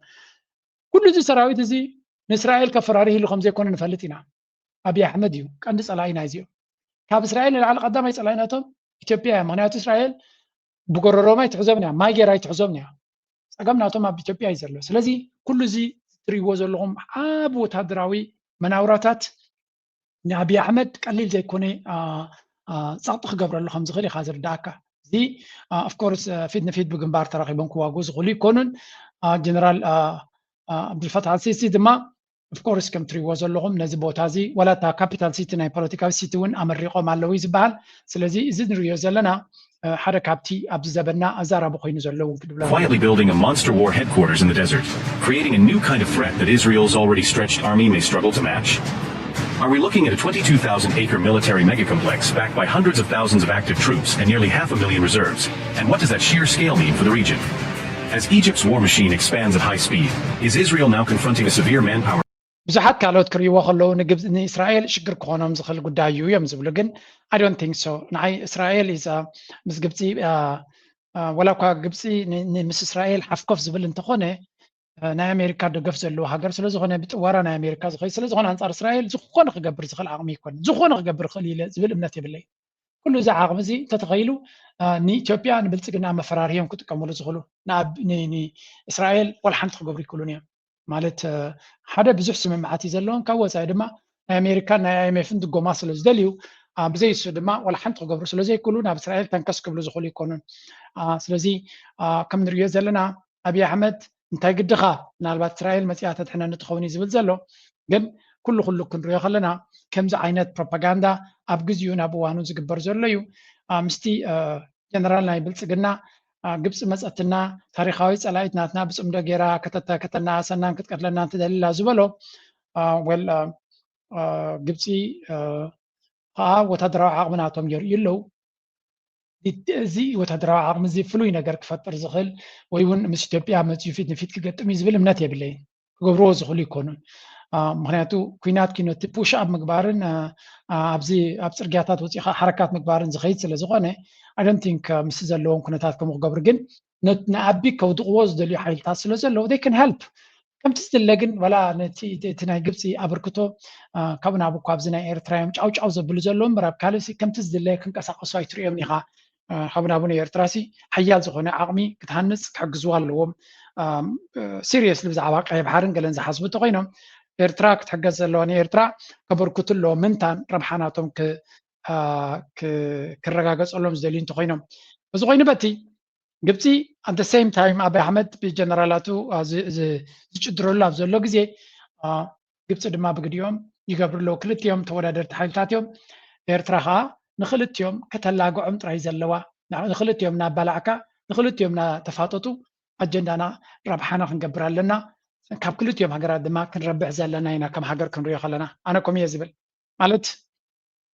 ኤርትራ ይኮነን ተባእሶም ዘላ ወይ እውን ኤርትራ ይኮነትን ንክልቲኦም ተራኽቦም ዘላ ስለዚ በቲ ኮይኑ በቲ ንሕና ክንረብሓሉ ንኽእል ዕድላት ተረኺቡ ኤርትራ ነዚ ዘሎ ምፍጣጥ ናይዘን ክልተ ሃገራት ዝያዳ ክትምዝምዞ ከም ዘለዋ ጥራይ ዝርዳእነ this is all I can say ምክንያቱ the rest is ሳቶም ጥንታዊ ታሪኻዊ ፀገም ኣለዎም ኤርትራ ኣብ መንጎቱ ፀገሞም ኮይና ይትፈልጥን እያ ግን ባዕላቶም ዝፈጥርዎ ዘለዉ ፀገም ስለ ዘለዎም ኣብዚ ናይ ክልቲኦም ምትፍናንካ ስለ ዘሎ ንሕና ኤርትራ በዚ ጉዳይ እዚ ክትረብሕ ጥራይ ዘለዋ ባህላየ ግዜ ከይሃብካ ንኩሉ ክንጥቀመሉ ክንክእል ኣለና ኣነ እዚያ ርዲት ናተይ ኣይሆፕ ዝምድናና ምስ ግብፂ ዘሎ ድማ ክሕይል ኢንፋክት እዚ ከምዚ ኢሉ እናሃለዎ ከሎ ፓራሌል ዝተገበረ ነገር ነይሩ ዘይገለፅኩልኩም give me a second there was this meeting between Eritrea and Egypt ምክንያቱ ኩሉ ግዜ ምስ ኤርትራ update ክኾኑ ስለ ዝደልዩ how Egypt and Eritrea are redefining Red Sea security. For years, Egypt and Eritrea maintained cordial relations, but today something much bigger is taking shape. What we are witnessing is not just another diplomatic relationship. It is the emergence of a strategic partnership that could have major consequences for the future of the Red Sea, the Horn of Africa, and the wider Middle East. The latest sign of this growing partnership came with President Isaias Afwerki's recent visit to Cairo, where he held extensive talks with Egyptian President Abdel Fattah el-Sisi on bilateral cooperation, regional security, and the future. ከምቲ ቀጻሊ ርክብናትና ንሓደ ግዜ ውልዕ ጥፍእ ዝብል ከም ዘይኮነ ንምርግጋጽ ቀጻሊ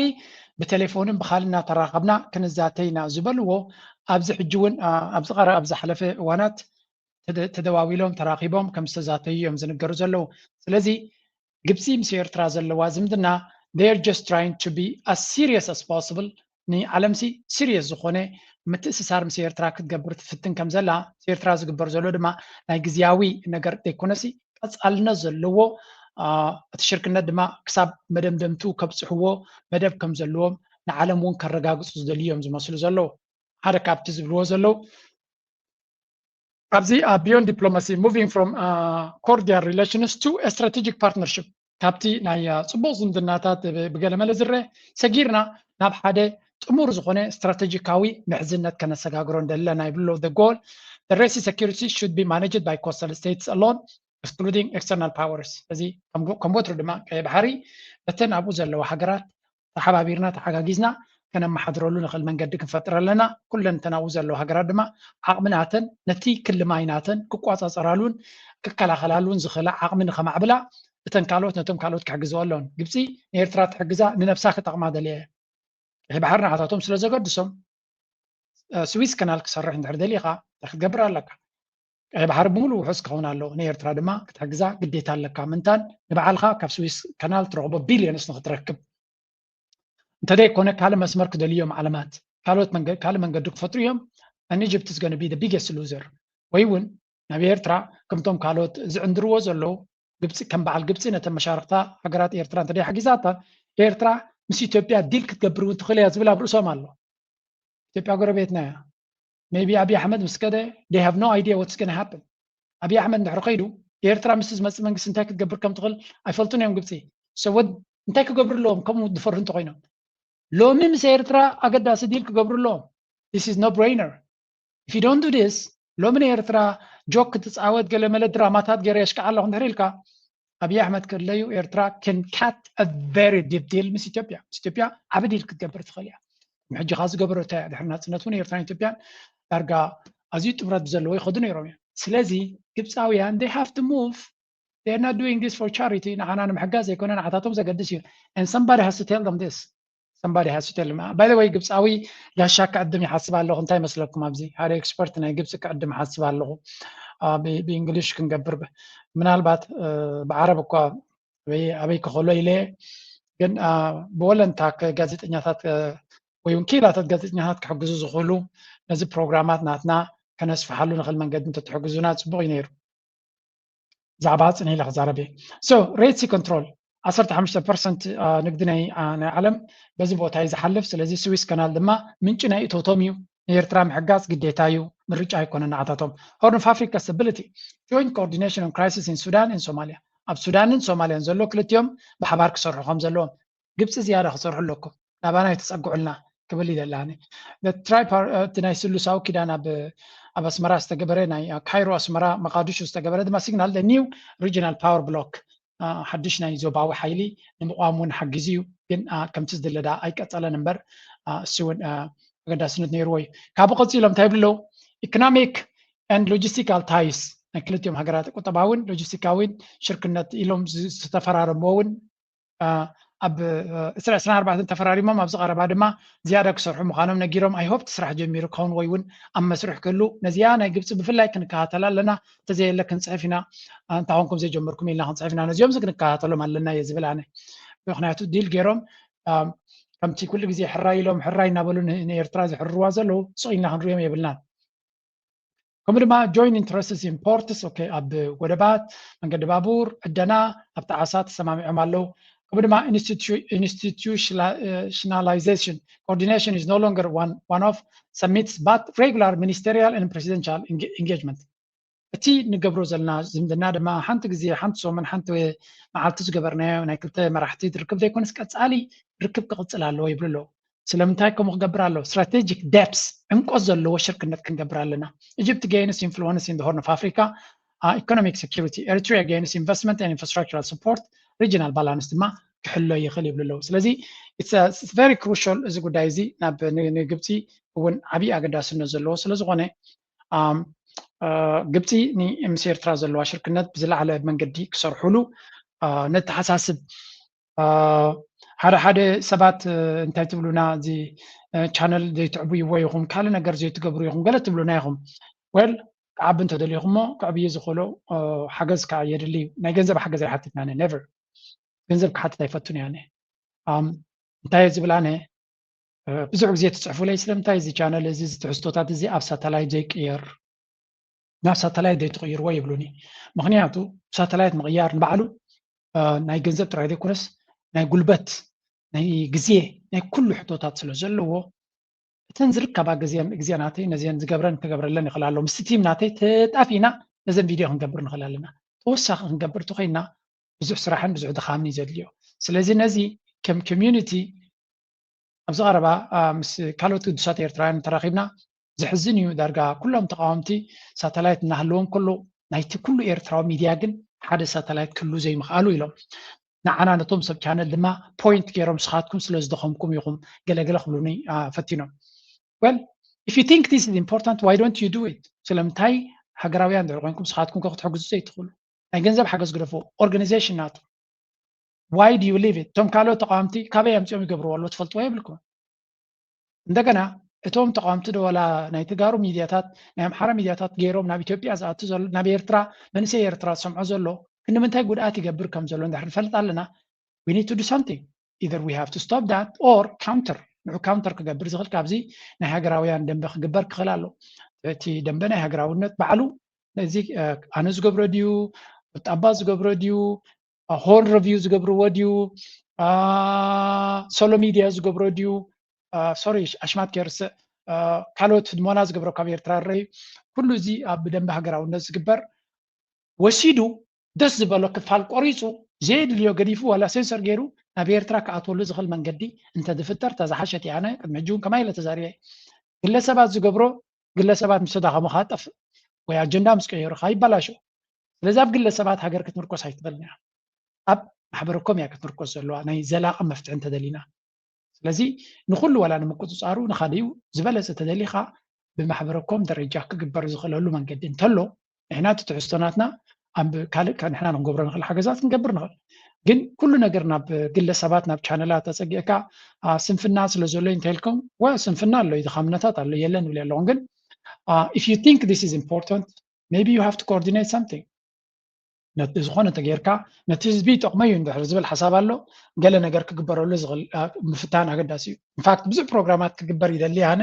that's why ድማ ንኣፍሪካ ትራቨል ክገብር ይሓስብ ኣለኹ because I need partners ወላ ምሳኻ ክሰርሑ ዝኽእሉ ሰራሕተኛታት ራድዮ ኮነሲ ከም ፓርትነርስ ብዝተፈላለየ መንገዲ ግን ንጡፋት ነገራት ክሰርሑ ዝኽእሉ ሰባት ክንደሊ ክንክእል ናብ ኤሮጳ ናብ ኣሜሪካን ኮንካ ከቢድ እንድዩ ዲማንዲንግ ሂወት ዘለና ቀሊል ክኸውን ኣይክእልን እዩ ግን ኣብ ኣፍሪካ ምናልባት ካብዞም ኩሎም መንእሰያትና ገለ እንተረኸብና ክንከይድ ክንፍትን ኢና ሶ I'll try to do something ዝኾነ እንተተረኺቡ ድማ ገለ ክንገብር ኢና ምክንያቱ ብዙሕ መደባት ክግበር ዝኽእልና ካለ ከሎ ሕፅረታት ብምህላው ዝግደፍ ነገራት ኣሎ ነታ ሃገርና ድማ ከምቲ ዘለ ክንሕግዛ ኣይከኣልናን ኣይከኣልኩምን ዝብሉና ኣለዉ ንሕና እውን ነቲ ጉለሲ ብከፊሉ ንሪኦ ኢና ኩሉ ባዕልና ክንገብሮ ኢና ኢልና ፈቐረታት ክንገብር ኣይንኽእልን ኢና ኣነ ብፍላይ ንዘይቅፅሎ ክጅምሮ ኣይደልን እየ ዓቕመይ ይፈልጦ እየ ኩነታተይ ይፈልጦ እየ ኣነ ክቋፀሮ ዝኽእል ኣነ በዛ ጉልበተይ ክገብሮ ዝኽእል እየ ክፍትን ዝኽእል እምበር ምስ ግዜ ፆር ክኾነኒ ዝኽእል ምዃኑ ዝፈልጦ እንድሕር ኮይኑ ሃንደራ ኢለ ኣይከይድኒ እየ ግን እቲ ጥቕሙ ግን ኣይረኣየንን ማለት ኣይኮነን እቲ ጥቕሙሲ ኣይረኣየንን ማለት ኣይኮነን እዚ ናትዩ ትሕዝቶ ኣዝዩ ፍሉይ ስለ ዝኾነ ኤርትራ ክኣትሎ ዝብል ከምኡ ዓይነት ኣጀንዳ እውን የብለይን ሓቃሽ ማለት ፅቡቅ ክህልዎ ክእል እዩ ጉለታት እውን ክህልዎ ክእል እዩ ግን ገለገለ ዝጠቅም ካማ ኣለዎ ዝብል እምነት ስለ ዘለኒ እዩ ገለገለ ሰባት ኣለዉ ናይ ግድን እዚ ሳተላይት ኣብ ኤርትራ ክኣትሎ እቶም ከምኡ ዝብሉ ነዚ ናተይ ዘይኮነስ ናቶም ከምኡ ዝብሉ ኣብዘ ናይ ተቃወምቲ ሰሚዐ ስለምንታይ እስኪ ከምኡ ይብሉ ሓቂ ንምዝራብ እቲ ሓበሬታ ንኤርትራውያን ስለ ዘድልዮም ጥራይ ኣይኮነ ህዝቢ ኤርትራ ክፈልጦም መፅባሕ ንጓ ፖለቲካ ስልጣን ክደልዩ ከለዉ ክሕግዞም ስለ ዝደልዮም ናይ ስልጣን ድልየት ዘለዎም ኣብ እዝኒ ኩሉ ኤርትራዊ ክበፅሑ ይደልዮም ኣነ ናይ ስልጣን ባህጊ የብለይን ኣምላኽ መስገን ንኤርትራ ብዘይ ስልጣን ከተገልግላ ከም ትኽእል ተረዲእኒ እያ ንህዝቢ ኤርትራ ክትሕግዞ ተደሊኻ ፖለቲካዊ ስልጣን የድልየካኒ ፖለቲካዊ ስልጣን ኢንፋክት ብዙሕ ግዜ ትዝበለፀ ስራሕ ካብ ፖለቲካ ወፃኢ ካብ መንግስታዊ ቤት ፅሕፈት ወፃኢ ክትገብሮ ትኽእል ኢኻ ዝብል እምነት ኣለና ናይ ቤት ፅሕፈት ሒዝካ ኩርሲ ስለ ዝሓዝካ ኩሉ ነገር ክትገብር ትኽእል ማለት ኣይኮን ካብኡ ወፃኢ እውን ሓገዝ ክትገብር ትኽእል ኢኻ ንህዝቢ ኤርትራ ወላ እውን ነቲ መንግስቲ እውን ሸይብ ክትገብሮ ትኽእል ኢኻ ምክንያቱ እታ ኩርሲ ምስ ሓዝካ ኩርሲ ናታ ፀገም እውን ኣለዋ ዝብል እምነት በፂሕ ኣለኹ ኣነ ኩርሲ እዚ sometimes the power ንባዕሉ ኮራፕት ይገብረካ እዩ ኩርሲ ንባዕሉ ናቱ ፈተናታት ኣለዎ ስለዚ ንኻልኦት ነዞም ናተይ ቻነል ትኽተሉ ፖለቲካ ይትኺዱ መርሕነት ኣይትድለዩ ስልጣን ኣይትድለዩ ኢለ ክምረኩም ኣይደልን እየ በዓልኩም ትፈልጥዎ እሱ ግን እቲ ክትገብርዎ ትደልያ ኣብ ዓድና ናይ ቁጠባ ይኹን ናይ ፖለቲካ ይኹን ናይ ካልእ ብዘይ ስልጣን እውን ክትበፅሖ ትኽእል ኢኻ ብዘይ ስልጣን ብኩሉ መንገዲ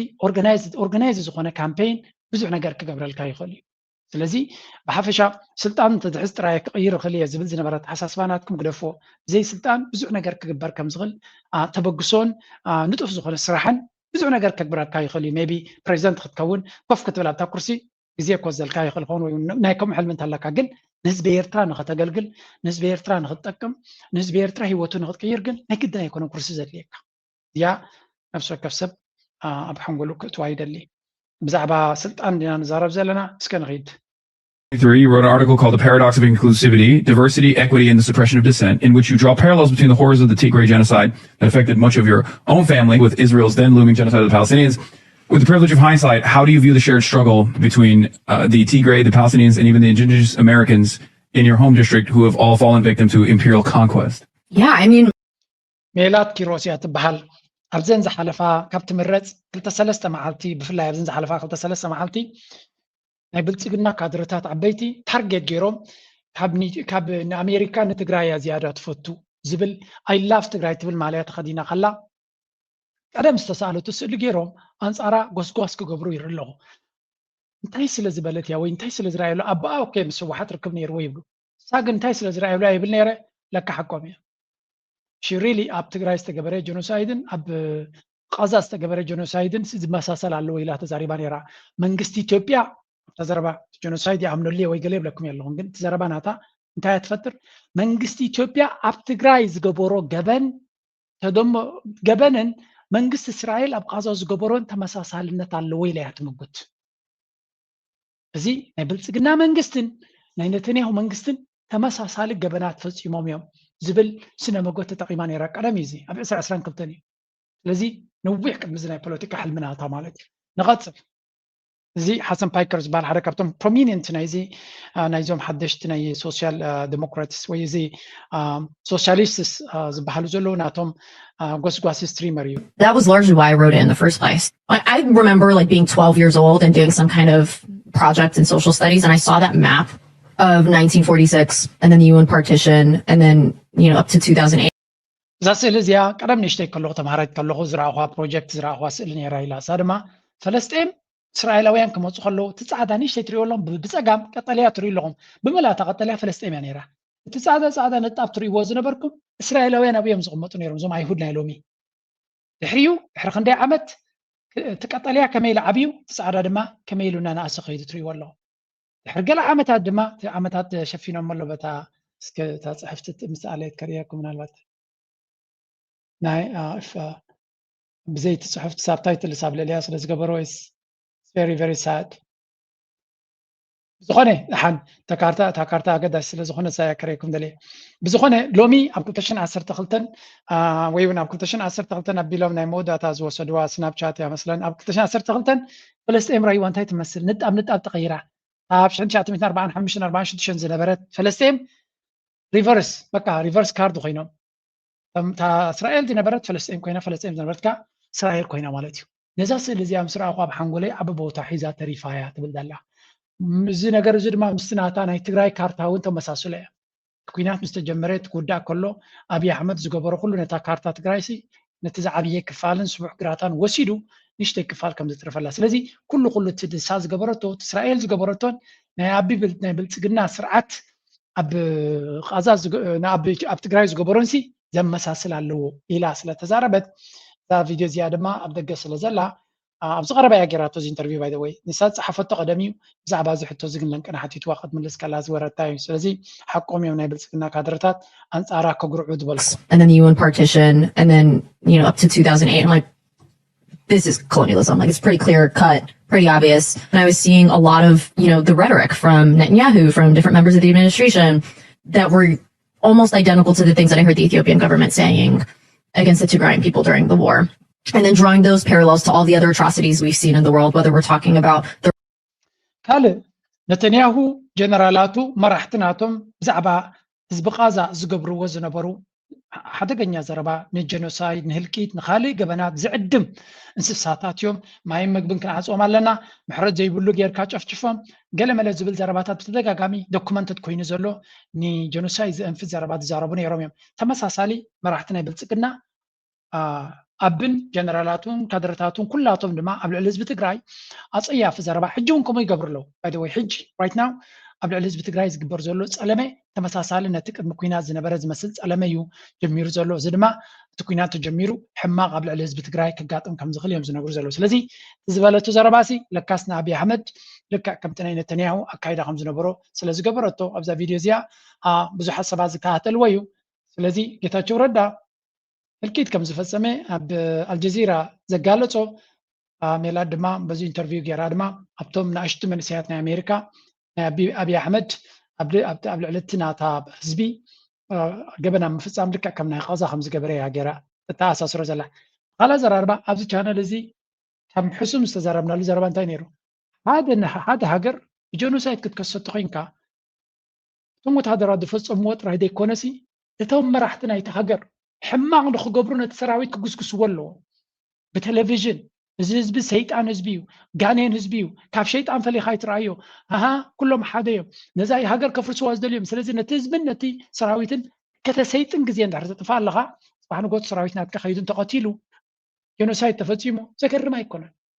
ስለዚ እቲ ዘረባቲ ኣነ ብዙሕ ግዜ ኢለ ንኤርትራ ክትከሱ ከለዎም ካብ ሓደ መራሒ ናይ ኤርትራ ህዝቢ ትግራይ ኣጥፉ ህዝቢ ትግራይ ሰይጣን እዩ ህዝቢ ትግራይ ከምዚ ክብል ዝሓስኩሞ ዶኩመንት ኣለኩም ዶ እቲ መንግስቲ ሲ ኣጥሚዎን ህዝቢ ትግራይ ቅተልዎ ዝብል ዘረባ ኣለኩም ዶ የለን ከምኡ ዝበሃል የለን ስለዚ እታ ዘረባ ንኤርትራ ዲስኳሊፋይ ትገብራ ኢለ ያነ እንተወሓደ በታ ዴፊኒሽን ናይ ጀኖሳይድ ተሪኻ ነተንያሁን ኣብይ ኣሕመድን ግን ተመሳሳሊ ቃላት ኣብ ልዕሊ ህዝቢ ትግራይ እቶም ኣብ ህዝቢ ትግራይ እቲ ድማ ኣብ ህዝቢ ቃዛ ተጠቂሞም እዮም ስለዚ ገይ ነገራትካ ኣስተውዒልካ ምፍላጥ እውን ኣገዳሲ እዩ እዚኣ እውን ሓንቲ ካብተን Rwandan genocide, whether we're talking about the Holocaust, whether we're talking about the Native American genocide, like the tactics that are used are constantly replicated. And if we're actually serious about world peace and like... Anyway, this is another thing. نقصل بزعبا ናይ ኣብይ ኣሕመድ ብዙ እዩ ዝበሃል ዘሎ ለንከና ሓንቲ ተዋስኦ ወፂኣ ኣላ ጩብን ድምጻችሁን ሰጣችሁና መራብ አይኖርም የኑሮ ውድነት ይጠፋል እድገትና ብልጽግና እናመጣለን የግድ ነው ወደ ስራ እንግባ ነዳጅ ጨምረናል ለሳምንት አለቃቀሰው ዝም ይላሉ አዲስ ታርጋ ብለን ገንዘብ እንጨምራለን በቃ ተግባራዊ ይደረግ ከመግባትሽ በፊት ሂሳብ ጨምራል እንደ ትላንቱ አይደለም ለምንድን ነው ሂሳብ የምንጨምረው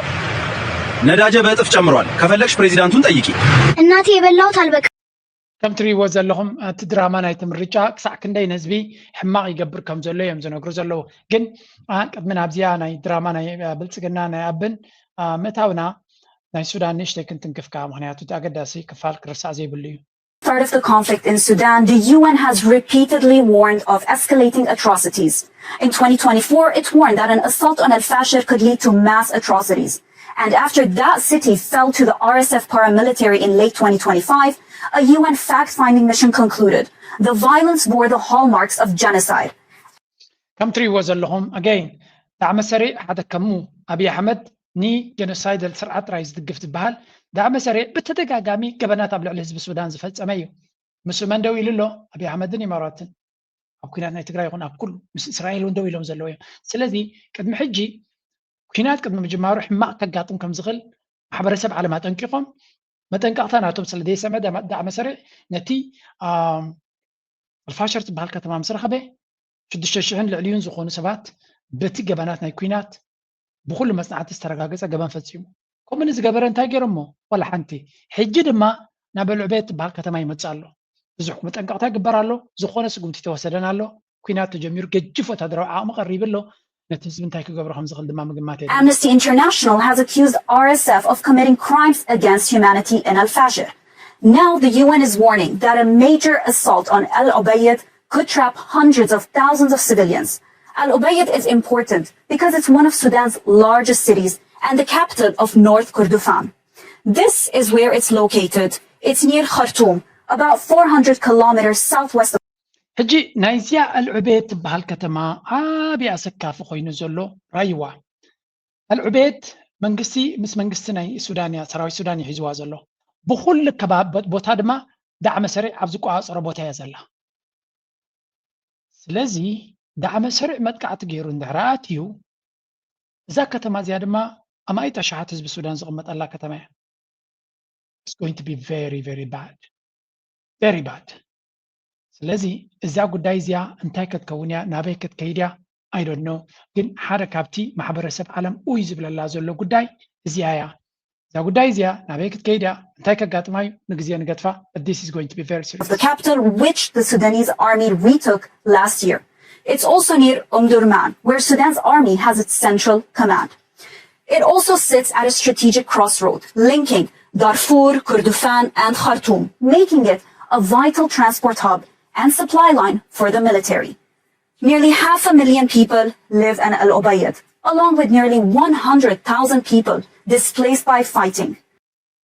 ስለዚ ከም ትሪእዎ ዘለኹም እዚ ቦታ እዚ እዛ ከተማ እዚኣ ኣዝያ ስትራቴጂካዊት ከተማ እያ ኤልፋሽር ትበሃል ትሪእዎ ኣለኹም ኣዝያ ምዕራብያ ነይራ ካባ ስለዚ ናይ ሎጂስቲካዊ ሃብን ዓብ ከተማን ብዙሕ ህዝቢ ዝቕመጦን ናይ ብዙሓት ስቴትስ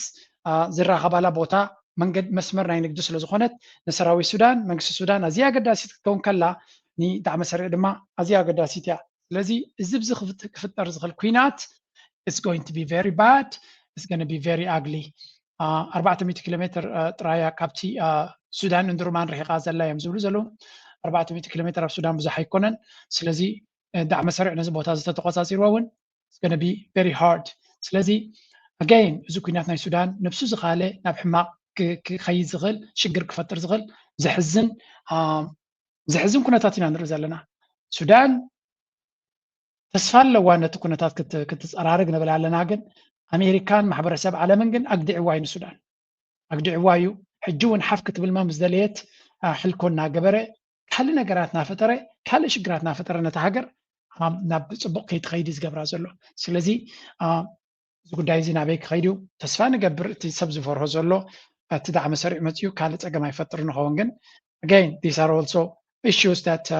ህዝቢ ክሳዕ ክንደይ ከቢድ ከጋጥሞ ከም ዝኽእል እዮም ዝነገሩ ዘለዉ እንተወሓደ ናይ ሚድያ ኣቴንሽን ረኺባ ብምህላዋ ግን ሕጉስ እያ ኣነ እዚኣ እውን ምግላፅ የድልያ ማለት እዩ ገሊፅካ ትሓልፋ ዘለካ ንመለስ ኣብቲ ናይ ድራማታት ናይ ብልፅግና የሚናገሩት ምን እንብላ ከኑሮ ውድነት ነው የሁሉ ነገር የመጣብን ምን እንቅመስ ይሄ ሁሉ ይመጣብን ከኑሮ ውድነት ነው ኑሮ ደግሞ እዚህ ጋር የሚስተካከለው ነገር ሰው ጎዳና ላይ ለምን ወደቀ ብሎ ጎዳና ላይ ያሉ ሰዎች በምን አይነት ሁኔታ ነው ጎዳና ላይ ሊወጡ የቻሉት በቤተሰብ እኔ አሁን ዛሬ ጎዳና ላይ እየወጣሁ ኩነታት ናይቲ ህዝቢ እዩ በቃ መሪርና እቲ መንግስቲ ዝብሎ ዘሎን ንሕና ንነብሮ ዘለና ኣብ ጎደና ዝሓድር ዘሎ ሽግር ዝረኽቦ ዘሎ ሰብ ካበይ ዝመፀ እዩ እንታይ ወሪድዎ ኢልኩም ቁሩብ ፀገምና ደይ ትፈልጡ ይብሉ ኣለዉ እንግዲህ እኔ በተመለከተ በቃ እኔ የምለው ማዝነው እኔ መቼም ቀደም ሲል በነበረች ኢንትሬስና ምናምን ነገር እታገላለሁ አሁን ኑሮን ማዝነው ደግሞ ከኔ በታች ያለሁት እጅግ እየተጎዳ ነው በቃ ባጭሩ በጣም እየተጎዳ ነው ነጹ ማዛሪ ነው ዳባቱ ማለት ይቻላል በቃ ፊኒሽት ክትትልና ቁጥጥር ዜሮ ነው እናደርጋለን ነው ምንም የለም እንደኔ ከመንግስት አካልም አንዱ ነኝ ነገር ግን የኢትዮጵያ ህዝብ ወይ በተለይ አዲስ አበባ ሆነ የትኛው እንዴት ቤት ይውጣው እንዴት እንደምኖረው ህዝባችን መቸም እቲ ህዝቢ ብጣዕሚ እዩ ዘማርር በቲ ኣብ ኢትዮጵያ ዝካየድ ዘሎ ኩነታት ብፍላይ ብልፅግናን ኣብን ሓንቲ ኣዝያ በለጭለጭ ትብል ሃገር ኢትዮጵያ እዩ ፕሬዘንት ክገብር ዝፍትን ዘሎ እቲ ኩነታት ናይቲ ህዝቢ ግን ኣዝዩ ከቢድ ከም ዘሎ እዮም እዞም ሚድያታት ናይ ኢትዮጵያ ዝገልፁ ዘሎ ለዚህ ደግሞ አንደኛው ቀደም ሲል የነበረ በየክብራበት ነው እዛ ጾቆብ ተካዘ በቃ ምትለው በተቻለ መጠን መንግስት እነዚህ ነገሮች አጣርቶ ሰዎች አሉ ሲሞዝ ቢያላ በቃ ይባላል በአጋጣሚ ካገኘው ይቀርምጭ ከፍተኛ ችግርና መከራ አገራችን ላይ ሊወጥ ስለሚችል በተቻለ መጠን መንግስት እነዚህ ነገሮች አጣርቶ ያለን አማራጭ ምን እንድትፋል ያለ ነው ህዝቡ የህዝቡ ምሬት በየቀኑ ነው ቪዲዮ በማህበራዊ ሚዲያ ላይ የሚበተነው ሰው ምናልባት ልተንፍስ እያለ ነው ተንፍሽ እንኳን ይምጣልኝ በሚል አሁን በድፍረት እየወጣ በቪዲዮ እየቀረጸ ብሶቱን እቲ ኩነታት ናይ ኢትዮጵያን ቀሊል ዘይኮነ ሽግር ወሪድዎም ከም ዘሎ እዮም ዝዛተዩ ኣብዚ አብይ አህመድ ፕሬዚደንት ዝገብራ ዘሎ ሀገር ነውና ተዘርዝሮ የሚያልቅ አይደለም። እንግዲህ ይሄ ሁሉ ችግር ይሄ ሁሉ ነገር እያለ ነው አብይ አህመድ ለምን አትደብቁትም? ለኛ ከቱሪስት ዶላሩን ለመመንተፍ የሚያስችለን እናንተ መልካም ነገር ስትናገሩ ነው ብሏል። እስቲ እንስማው። የኢትዮጵያ ታክሲ ሾፌር ከኤርፖርት ሰው ሲቀበሉ መርዶ ይናገራሉ። ምንም ሳይከፋቸው ሲምፓቲ ለመፍጠርና የሆነች ትርፍ ለማግኘት ብዙ ነገር ስራ የለም እኮ ተቸገርን እኮ እንደዚህ ሆና ያሉ ሰውየው እያስፈራሩት እያስደነገጡት ሆቴል ሲደርስ ከሩሙ እንዳይወጣ ነው የሚያደርጉት። አብይ አህመድ ብዛዕባ ቱሪዝም ኣዝዩ ኣገዳሲነት ቁጠባ ናይ ኢትዮጵያ ስለዚ ቶም ታክሲ ሰብ ታክሲስታ ካብ ታክሲ ጀሚሩ ይትፀገም ዘሎ ኢሉ ካብቲ ኤርፖርት ክቕበሉካ ከለዉ ነቲ ጋሻ ክቕበልዎ ከለዉ ሽግር ጥራዮም ዘዕልልዎ ጥሜት ድኽነት ሽግር ከም ዘለዎ እሞ ገለ እንተመፅወተሎም ወይ እንተደንገፀሎም ይገብሩ ከይተረድኦም ግን ነቲ ጋሻ ካብ ሆቴሉ ከም ዘይወፅእ ጭንቀት ከም ዝህልዎን እዮም ዝገብርዎ ነቲ ሃገር ድማ ይጎድዋ ብምጣሉ ሰናይ ኢና ዘለና ናበሉ ነቲ ሃገር ኣድቨርታይዝ ክገብሩላ እንድሕር ክኢሎም ሓጋዚ ይብል ኣሎ የስ ሰብ ታክሲ ነቲ ቱሪስት ሙድ ናቱ ክቕይርዎ ዝኽእሉ እዮም ሕማቅ ከም ስምዖን ፅቡቅ ከም ስምዖን ግን ክሕስብልካ ድማ ይፀበዩ ሪሊ ዲሰንት ላይፍ ክህልዎም ክኽእል ኣለዎ ንሃገሮም ከመግሱ እንተኮይኖም ድሕሪ ኣብ ሕሰብን መከራን ኣልዮም ኮይኖም ክጠቕሙካ ይክእሉን እዮም ዝብልዎ ዘለው ብሓፈሻ ናይ ኢትዮጵያ ድራማታት ፈፂሙ ዘይውዳእ እዮም ዝብሉ ዘለዎ ግን ንሕና ብዛዕባ ኢትዮጵያ ብዙሕ ክንዛረብ ኣይንኽእል ኢና ናብ ትግራይ ንስገር In Tigray has taken a sharp, volatile turn. On Friday, July 3rd, reports began flooding in from Mekelle of forced recruitment or Barisa. In neighborhoods like Ilala and Kebele's 05 and 06, residents reported checkpoints and the detention of young people. This isn't just hearsay. We saw the eruption of protests in Mekelle. ከምዚ ካትሪእዎ ዘለኹም ኣብ ትግራይ ግፋ ኣሎ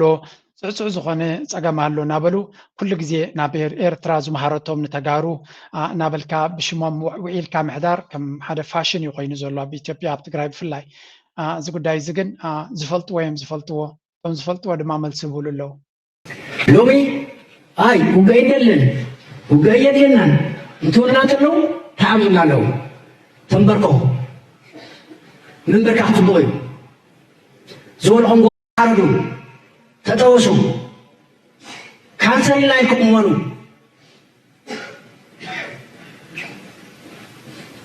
የቀም ጅብልና ኢልኩም እመኑ ትግራይ ንምሕላው ብሓፈሻኻት መንእሰይ ትግራይ ንምሕላው ኣገዳዲ ይኹን ፀዋዒ ኣየድልየን እዩ ኣሎ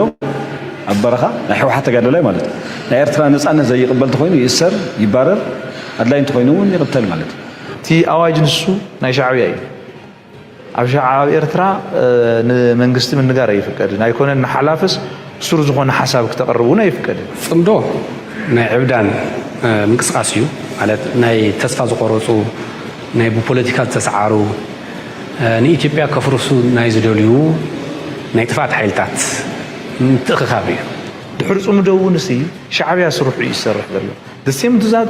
ሻዕብያ ወፂኡ እዮም ዝብልዎ ሻዕብያ ወፂኡ እዮም ብጣዕሚ ዝገርመካ ኣነ ገዛ የብደው እዩ ዛላምበሳ ወሪድካ እዩ ናተ ታሒዝዋ ዝነበረ ቦታ ሒዝዋ ኣሎ ናይ ቪዛ ክልከላ እንታይ መስለካ ማለት ንሕድሕድ ድርጊቶም ሕጋዊ ሳዕቤን ክህሉ ኣለዎ እዞም ሰባት ኣብ ትግራይ ጦርነት ክጅመሩ ተለዉ ደቀም ኣብ ትግራይ የሉ ናይ ኣሜሪካውያን ናይ ናሽናል ኢንትረስት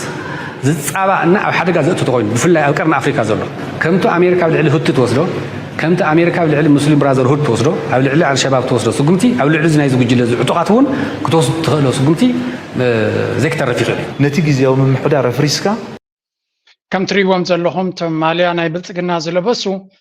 ነቶም ተጋሩ ካብቲ ትግራይ ካብቲ ብልፅግና ንላዕሊ ሶም እዮም ከፊኦሞም ዘለው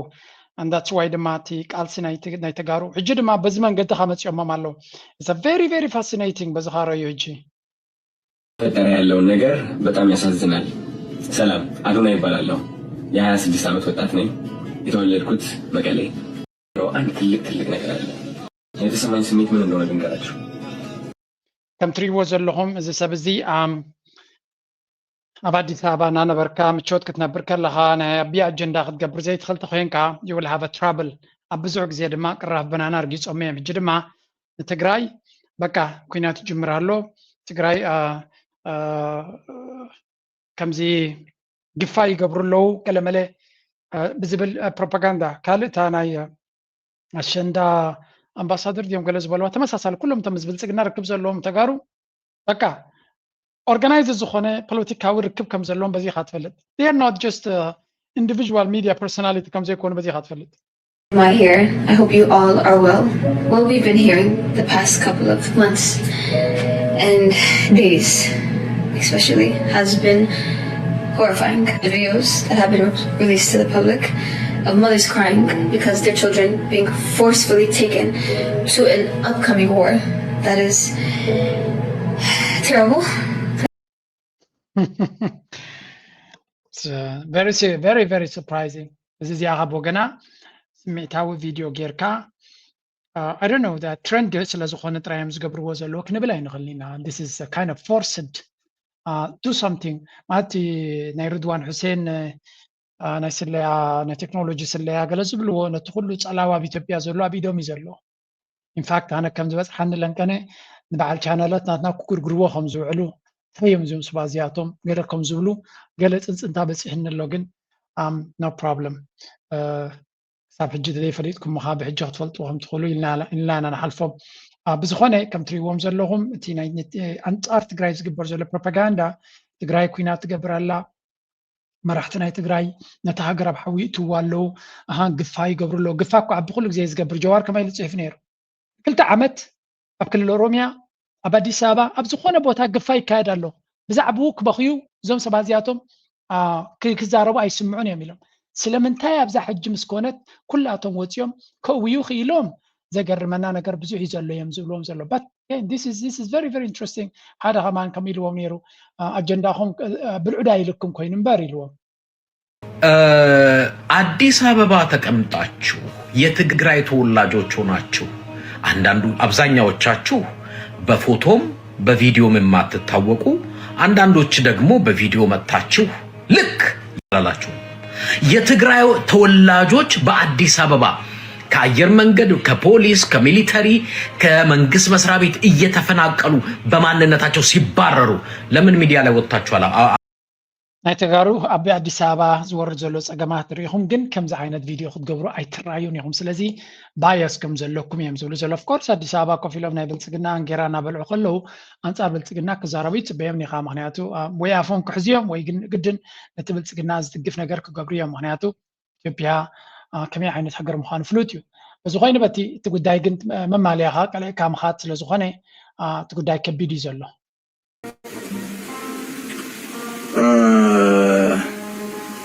فريح ድማ بت بروباغندا فريحو بت ዝባሃል ዘሎ ዝኾነ ዘይኮነን ዘረባ ሰበይቱን ዓዱን ሪሙን ረሓሒው ዝኸይድ መንእሰይ የብልናን ትግራዋይ ይገጥም እምበር ዝሃድም ኣይኮነን ፍንቄል እዩ ህልውና ዘረጋግፅ እዩ ታሪክና ምስ እዩ ዓንቶ ጠቂስዎ እዩ ጆን መንጋግ ምግዳልስ ትፈሩ እዩ ኣነ 17 ዓመት ብምግዳሉ ሰብ ኮይነ ተማሂለ ኣብዚ ክበፅሕ ኮንትሪቢዩት ገይሩ እዩ ክብሪ ክዎ እየ ከማይ ተሓሽከር እውን ይባላል ትፈሉ ታንቱ ጀነራል ዝብላ ዝነበረ ተሓሽከር anyway ካብዚ ሓሊፍና ናብ ናይ ዓድና ክንሰግር መጀመርያ በዚያ ቪድዮ እዚያ ክጅምር ይደሊ መስለካ ስከስኻ ከም ኣቦ ናይዞም መርዓውቲ መጠ رحم مقدم في هذا بلاتني أنا تطلع مرات ما هذا إلا عليها ما ولا سمسي كنت بتبغى من فستان بلامه مش كارين بعد تبغى تصفى يمكن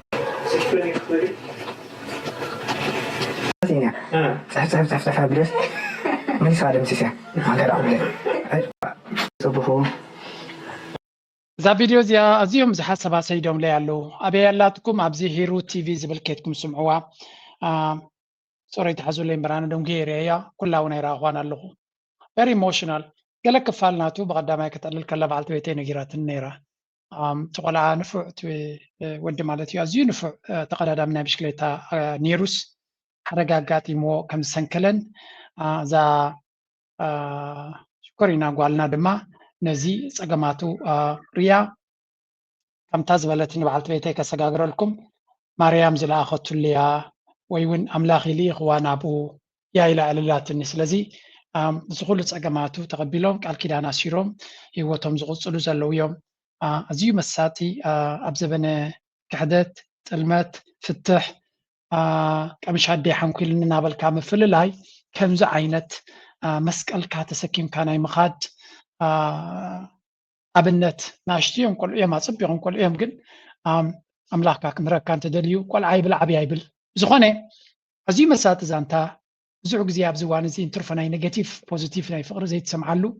زبن أبزلنا الفلاب دقزلنا نبحكي تمسات فترة الكا زانتا مخانو جيروم نلو أبك فالليم سأخلكم كيتكم كسمعوا واصل أزدليه تا ستوري أبهيروت تي في علاتكم دي سمعكم كيتكم سمعوا fascinating story لهم الله زخانة دوت ودي أباخيتكم كسمعوا تاقن دستورك نقرأكم يا because if I tell you كتكدي كونكمل but there is one thing كم زا عينت أجمعات كالقاتم كله مبزحت جزء سبعة زقبر وزلو تمالا قات أمي نوك نقبر كله حنت فيديو مسياتني and I'm gonna share this with you نبكل يرتراو زلو فلايزين حمامات نايت أجمعات زقات ماكم زلو كلاتهم بزا عينك حسبي دلي to Shanghai in 2025 for treatment for blood cancer myeloma. Amanda, thank you so much for joining me on Asia Pacific. Thank you, Marika, for asking me to come on. Well, the more we learned about this story, the more fascinated we became. A bit of a twist, isn't there? Can you just explain what exactly it is? What is it? One of the big hematology, another 2 negotiations before I was accepted for. أزيا تا نبي بي سي غازيتنيا تا قطليا جرادلا تا بصقام زلا دما أوسترالياوي دكتوريا حكمنا دكتوريا ناي كانسر ناي دم كانسر نيروا صقم ناي اثر بزبلك نغركم ناي دم كانسر سلازي نبرا اب أستراليا ت ميديكيشن تيله تحكمنا واغلغلوتي وي ونت سيرفيس تيله معناتها زي كبوريو ناب يو كي ان ناب امريكا كتكيد نعرقينا دما لعل $1,000,000 ناي أستراليا يدلي يعني سلازي نسان حضاران اي كلون يميرون بانكرافت كاتكخللو سلازي تاغيرا نايدم كانسر يو انتايم كو غبرو لازلوم كابت دمناتا تي سيلس بهاللو عاد وهيتا دمنا وسيدوم افابريكا سريحهم وي ونابناتهم مانيفاكتشرينج افاريوم نتي دمنا بابنا بايتيوم نتي زمص زلو ناي كانسر سيلس كواغا الله زخل نجر كفطرو لا مالتيو سلازي نتي زلو صقمنا انتاشمو الكلاخل زخل كباكلاتا كسرحو لايم ازيو سوفيستيكيتد زخونه مسرحيو بزعبو يكون كم مركم دليل زلو ناي حكمنا كيتكمنا كيلاتات تتو بزعبو حتى ناي $1,000,000 واقو أف تشاينا ب 85% بزقود الواقع أمخا نورمال بأمريكا خيدان تغيير لاتو بأمريكا خيدان تغييراتو بروسيجر نتدمناتا مسحبتهم كم بحدش نكابتدمناتا نتدمناتا مانيفاكتشر كقبروا كبازحوا ندعرو قينهم كساب 3 ورحق زي كواسد غليو حدا أزيو تداخي مزغدسب 3 ورحق هيلو غلي بغيرك موت غليو أف تشاينا 10 معلتي زدليو ميلادك حصور ترايبلتن تزلع على تكنولوجي كاو زلا زلو سلت اغلغلو زلو بفتنه كغبرو زغلو بزلا على بقع الدكتور ياسا ابو دعري كفيلا نتزلوا كل حبريتات حزنا استراليا خيراتو تكاتللا كابت حمام قدمياون حادثه اب نيوزيلاند غير نيرو كلتيوم حويه مالو ناب تشاينا خيتكم ناي كانسر ميديكيشن غبرو غلغله قبلي لا يكونكم نايت انا صقم زلوهم سبات ابيرترا نيروبا كمصو نتركو خمصو يحسبيو قليل يكون نزي مجمريا ግን ኤርትራ ዝቀረበ ዝምድና ምስ ቻይና ይዘለዎ ሓደ ካልኣይ ናይ እና ቱሪዝም ኣብ ቻይና እና ዓበየ ዝኸይድ ዘሎ ብኣዝዩ ድሩት ገንዘብ እቲ ዝበለፀ ካብ ኣሜሪካ ክትረኽቦ ትኽእል ንላዕሊ እያ ትብልሳ ዶክተር ስለዝኾነ ኣብ ኣሜሪካን ኣውስትራልያን ኢንፋክት ኣብ ኣውስትራልያ ክትረኽቦ ዘይትኽእል ዓይነት ጥዕናዊ ኣገልግሎት ኣብ ቻይና ክትረክብ ትኽእል ኢኻ እዮም ዝብሉ እንታይ ክብለኩም ኢለ ዝኾነ ሕማም ከጋጥም ከሎ ሓደ مجمريا كن حسب زلنا ندقق سدت كله نيشاينا كن حسب كن كلالنا كلكم يدلي سلمتاكم يبلا الله مسيركم اوروبا زي كبوري سلازي بسنكتي زحتت درجه جنزب سك حجزا كايتخلني ايتركبني قا بعد تايلاند هجرات الله تايلاند يلكا دبوب كوريا يلكا سم اكسنت انديا يلكا تشاينا يلكا زيوم هجرازياتهم حصورن سلوطنا اغلغلوت الله منالبات ناي فيزا غباباتون او يحصر كون خلي يفلتني انا حبريتات رايز بكم زلو እትሰብ ሓገዝ ዝደሊ ዘሎ ኣስሊሕ ክኽላሎ መጀመርያ ብሰርችናትኩም ግን ብቻይና እንተ ትጅምሩ ዝሓሸ ምኾነ ነይሩ ዝብል እምነት ኣለኒ እዚያ ከም ምኽሪ ኣነ ክሰምዓ ከለኹ ብዙሕ ሰብ ተሸጊሩ ንደገ ክመፅእ ዝደሊ ሰብ ስለ ዝርኢ ዘለኹ ነታ ንደገ ክትመፅእ መርሓባ ፀገም የለን ኣምላኽ ተሓጊዝካ ባይ ዘ ወይ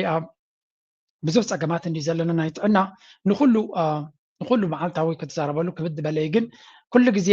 ከም ቀዳመይቲ ናይ ረድኤት ቦታ ጽቡቕ ሕክምናዊ ኣገልግሎት ክርከበሉ ዝኽእል ሜቢ ቻይና ክኾን ይኽእል እዩ ስለዚ ካብ ናይ ኤውሮፓ ብዙሕ ሽግራት ትሕልፉ ዘለኹም ብዙሕ ዋጋታት ዝሓትኹም ንኣሜሪካ ክትመፁ ተሓስቡ ሓደ ግዜ ሓንጎልና ናብ ካልእ ነገር እውን ክንሓስብ ክንክእል ኣለና ንኽብል ከም ንእሽተይ ምኽሪ ጌርኩም ውሰድዋ ኢለ ከም ንእሽተይ ምኽሪ ገይረ ክነግር ስለ ዘለኹ ብፍላይ ኣብ በዓል ቱርኪ ጽጋብ ናይ ገንዘብ ኣጋጢሞም ከም ዘሎ ካብ ኤርትራውያን ይሰማዕ ኣለኹ እየ ሰብ እንተዘይብልካ ትክክለኛ ኣገልግሎት ክቡኻ ኣይክእሉን እዮም ማራዩ ፀጊቦም ዘለወላት ኤርላይንስ ናቶም ዋላ ካልእ ብዙሕ ናይ ሰርቪስ ፀገማት ከም ዘለዎም ይሰምዐ ምናልባት ብዙሕ ሰብ ቱሪስት ስለ ዝኸዶም ካብ ኤውሮፓ እውን ሜቢ ካብታት ብገስ ክኾን ይኽእል ብሓፈሻ እዛ ዛንታ ናይ ዚኣቶም ንእሽተይ ከስማዓኩም ኣብዚ በዓል It's been fantastic as a treatment for quite a few years and it's taken a lot of negotiation anyway እዛ ዛንታ ኣብ ካልእ ግዜ እውን ክሰምዕዋ ትኽእሉ ኢኹም ናብታ ናይ መወዳእታ ዛንታ ይካቱ Leaders 1018 graduate from the College of Business and Social Sciences. The College of Business and Social Sciences today celebrated a remarkable milestone as it conferred first degrees and diplomas upon 1,018 graduates during its 19th commencement ceremony held in Asmara. Significantly, nearly half of the graduates, 47%. ከም ትሪእዎ ዘለኹም ኤርትራ ለንቀነ ብልፅግና ሰራዊት ኣመሪቐ ክትብል ከላ ኤርትራ ድማ ተምሃሮ ዩኒቨርሲቲ ኣመሪቐ ኢላ 18 ሓደሽቲ ግራጁዌትስ 47% ካብኣቶም ድማ ደቂ ኣንስትዮ ምዃነን ዝገለጹ መመረቕታ ኣካይዶም እዚ ሓደ ዓብይ ዓወት እዩ ንኤርትራ ማለት ህዝብና እውን ብዙሕ ኣይኮነን ስለዚ ኣብ ሓደ ዓመት ካብ ሓደ ኮሌጅ ናይ ኣብ ዓዲ ቀይሕ ዘሎ ይመስለኒ እቲ ኮሌጅ ናይ ቢዝነስ ማኔጅመንት 1000 ተምሃሮ ክምረቑ ከለዉ ብለሲንግ ነው ጽቡቕ ነገር እዩ ቀሊል ነገር ኣይኮነን ታ ቻሌንጅ ናትና ጽቡቕ ናትና እዞም 1000 እዚኦም ድሕሪ 2 ዓመት ኣበይ ክህልው እዮም እዞም 1000 እዚኣቶም ድሕሪ 3 ዓመት ዓምስ ተመረቑ ኣበይ ኣለዉ ኤርትራ ዝርከቡ ገንዘብ ኣብ ትምህርቲ ኢንቨስት ትገብር ከም ዘላ ንርኢ ኣለና ኢና ብዘይ ቃል ዓለም ብዓቕማ ብዙሕ ነገር ትገብር ኣላ ካልእ ካብኡ ክበልፅ ይኽእል እዩ ትምህርቲ ክሰፍሕ ይኽእል እዩ ክምዕብል ይኽእል እዩ ገለ ክትብል ትኽእል ኢኻ ምክንያቱ መወዳእታ ስለ ዘይብሉ ግን ዝርከቡ ዝምረቕ ዘሎ ሰብ ዓቕሚ ዘለዎ ብዓቕሚ በታ ሃገር ዘላቶ ንእሽተይ ዝኣክል ዓቕሚ እውን ተፍርላ ክትብል ትኽእል ኢኻ ራእይ እንታይ እዩ ምስ ወዱ ሲሪየስ ክሕሰበሉ ክኽእል ኣሎ ምስ ተመረቑ ናብ ኣገልግሎት ራእይ ድሕሪ ፈኒኻዮም ምዕባለ ናቶም ክሪየር ፓፍ ናቶም ተደይ ተሓሲብሉ ናተይ ጎስጓስ ድሕሪ ሕጂ ክሳብ እትዮም ካልኦት ዝሕግዙኒ መንእሰይ ኤርትራ ኣብ ኤርትራ ኮፍ ክብለሉ ዝኽእል ቀዳምነት ተዋሂብዎ ክስራሕ ናተይ ትምኒትን ናተይ ጸሎትን ንሱ እዩ ንእሽተይ ወለዶ ኤርትራ ተወሊዱ ዓብዩ ኣብ ዓዱ ኮፍ ክብለሉ ዝኽእል መንገዲ ክፍጠር ክኽእል ኣሎ ብዘይ ቃል ዓለም እየ ዝብለኩም መንእሰይ ተማሂሩ ኣብ ዓዱ ክሰልጥነሉ ዝኽእል ነዚኣ ቅድመ ቀዳምነት ዝግደፍ ተሪፉ ዝሕደግ ተሓዲጉ ነዚኣ ጥራይና ክንሰርሕ ዘለና ምክንያቱ ትማለ ሓንቲ ኣርቲክል ኣብ ኡጋንዳስ መንግስቲ ኡጋንዳሲ እንታይ ኢሉ ኣውፅዩ ኤርትራ ሳብ ውግእ የላን ግን ኣዝዮም ብዙሓት ካብ ኤርትራ ይመፁና ኣለዉ ምናልባት ምስ መንግስቲ ኤርትራ ክንዘራረብ ኣለና እንታይ እዩ ትፀገም ወይ ገለ ነገር ክንፈጥር ዝብል መንግስቲ ናይ ኡጋንዳ ዘውፅኦ ፖስት ርአ ነይረ ብሓፈሻ ወላ ሕጂ እውን እቲ ናይ ስደት ዋሕዚ ብዝለዓለ ደረጃ ይቕፅል ምህላው ትሓዝን ማለት እዩ ዝተኻለ መንገዲ ኦኬ ኣብ ኤርትራ ብዙሕ ከምቲ ኣብ ካልእ ዓለማት ክረኽብዎ ዝኽእሉ ዕድላት የለን ገለገለ ትብል ትኽእል ኢኻ ግን መን እዩ ክገብሮ በዓልና ኢና ንገብሮ ዘለና ስለዚ ኣይ ሪሊ ሆፕ ከምቲ ካልእ ካምፔይን ዝግበር እዛ ካምፔይን እዚኣ ብዝለዓለ ካልኦት እውን ፑክ ክገብሩላ ክንሰርሓላ መንግስቲ ኤርትራ ድማ ቀዳምነት ሂቡ ከምቲ ንትምህርቲ ብዙሕ ኢንቨስት ዝገብር ዘሎ ነቶም ዝምረቑ ዘለዉ ናብ ፅቡቕ ደረጃ ክኸድሉ ዝኽእሉ ሃገር ንኸይሓድጉ ኣብ ዓዶም ኮፍ ክብልሉ በስመኣም ክብልሉ ዝኽእሉ ዕድላት ዘድልዮም ክፀዓረሉ ትምኒትናን ባህግናን መወዳእታ የብሉን ክንድዚ ፅዒርካ ምሂርካዮም ኣሽሓት ከፍ ኢሎም በዚ ኢትዮጵያ ዝኣትውዎ ዘለዉ ዝስምዖ ዘለኹም ካብኡ እንድሕሪ ኮይኑ እጂ ድማ ሱዳን ተረጋጊ ኢሎም ናብ ሱዳን ክኸዱ እንድሕሪ ኮይኖም ኤርትራ ኣብ ክሳራ ከም ዘጋጥማ ጥራይ ምክንያቱ ዝርከቡ ገንዘብ ኣብዚኣቶም ኢንቨስት ገይራቶም ኣነ እውን ሓደ ግዜ ከሞም እየ ነይረ ስለዚ ስለምንታይ ይኸዱ ኣለዉ ጥራይ ደይኮነስ ንኸይከዱ እንታይ ክንገብር ኣለና ዶባትና ምሕያል ጥራይ ደይኮነስ ከመይ ዕድላት ክንፈጥር ኣለና ዝብል ቴማ ሓደ ካብቲ ቀንዲ ክዝረበሉ ዘሎ ኤርትራ ድማ ቀዳምነት ሂባ ክትጎየሉ ዘለዋ እያ ዝብል እኖ ከምዚ ዓይነት ዘረባ ዘይፈትዉ ሰባት ኣለዉ እዮም ግን ዝበዝሐ ኤርትራዊ ዝደልዮን ዝፅበዮን ዘረባይ ካባይ ከምዚ ቻነል ዘለኒ ኣነ ድማ ሓላፍነተይ ከተግብር ግዴታ ስለ ዘለኒ ናይ ሎማ ርእሲ ኣብዚ ጉዳይ ላይክ ምግባር ኣይትረስዑ ታንክ ዩ ቨሪ ማች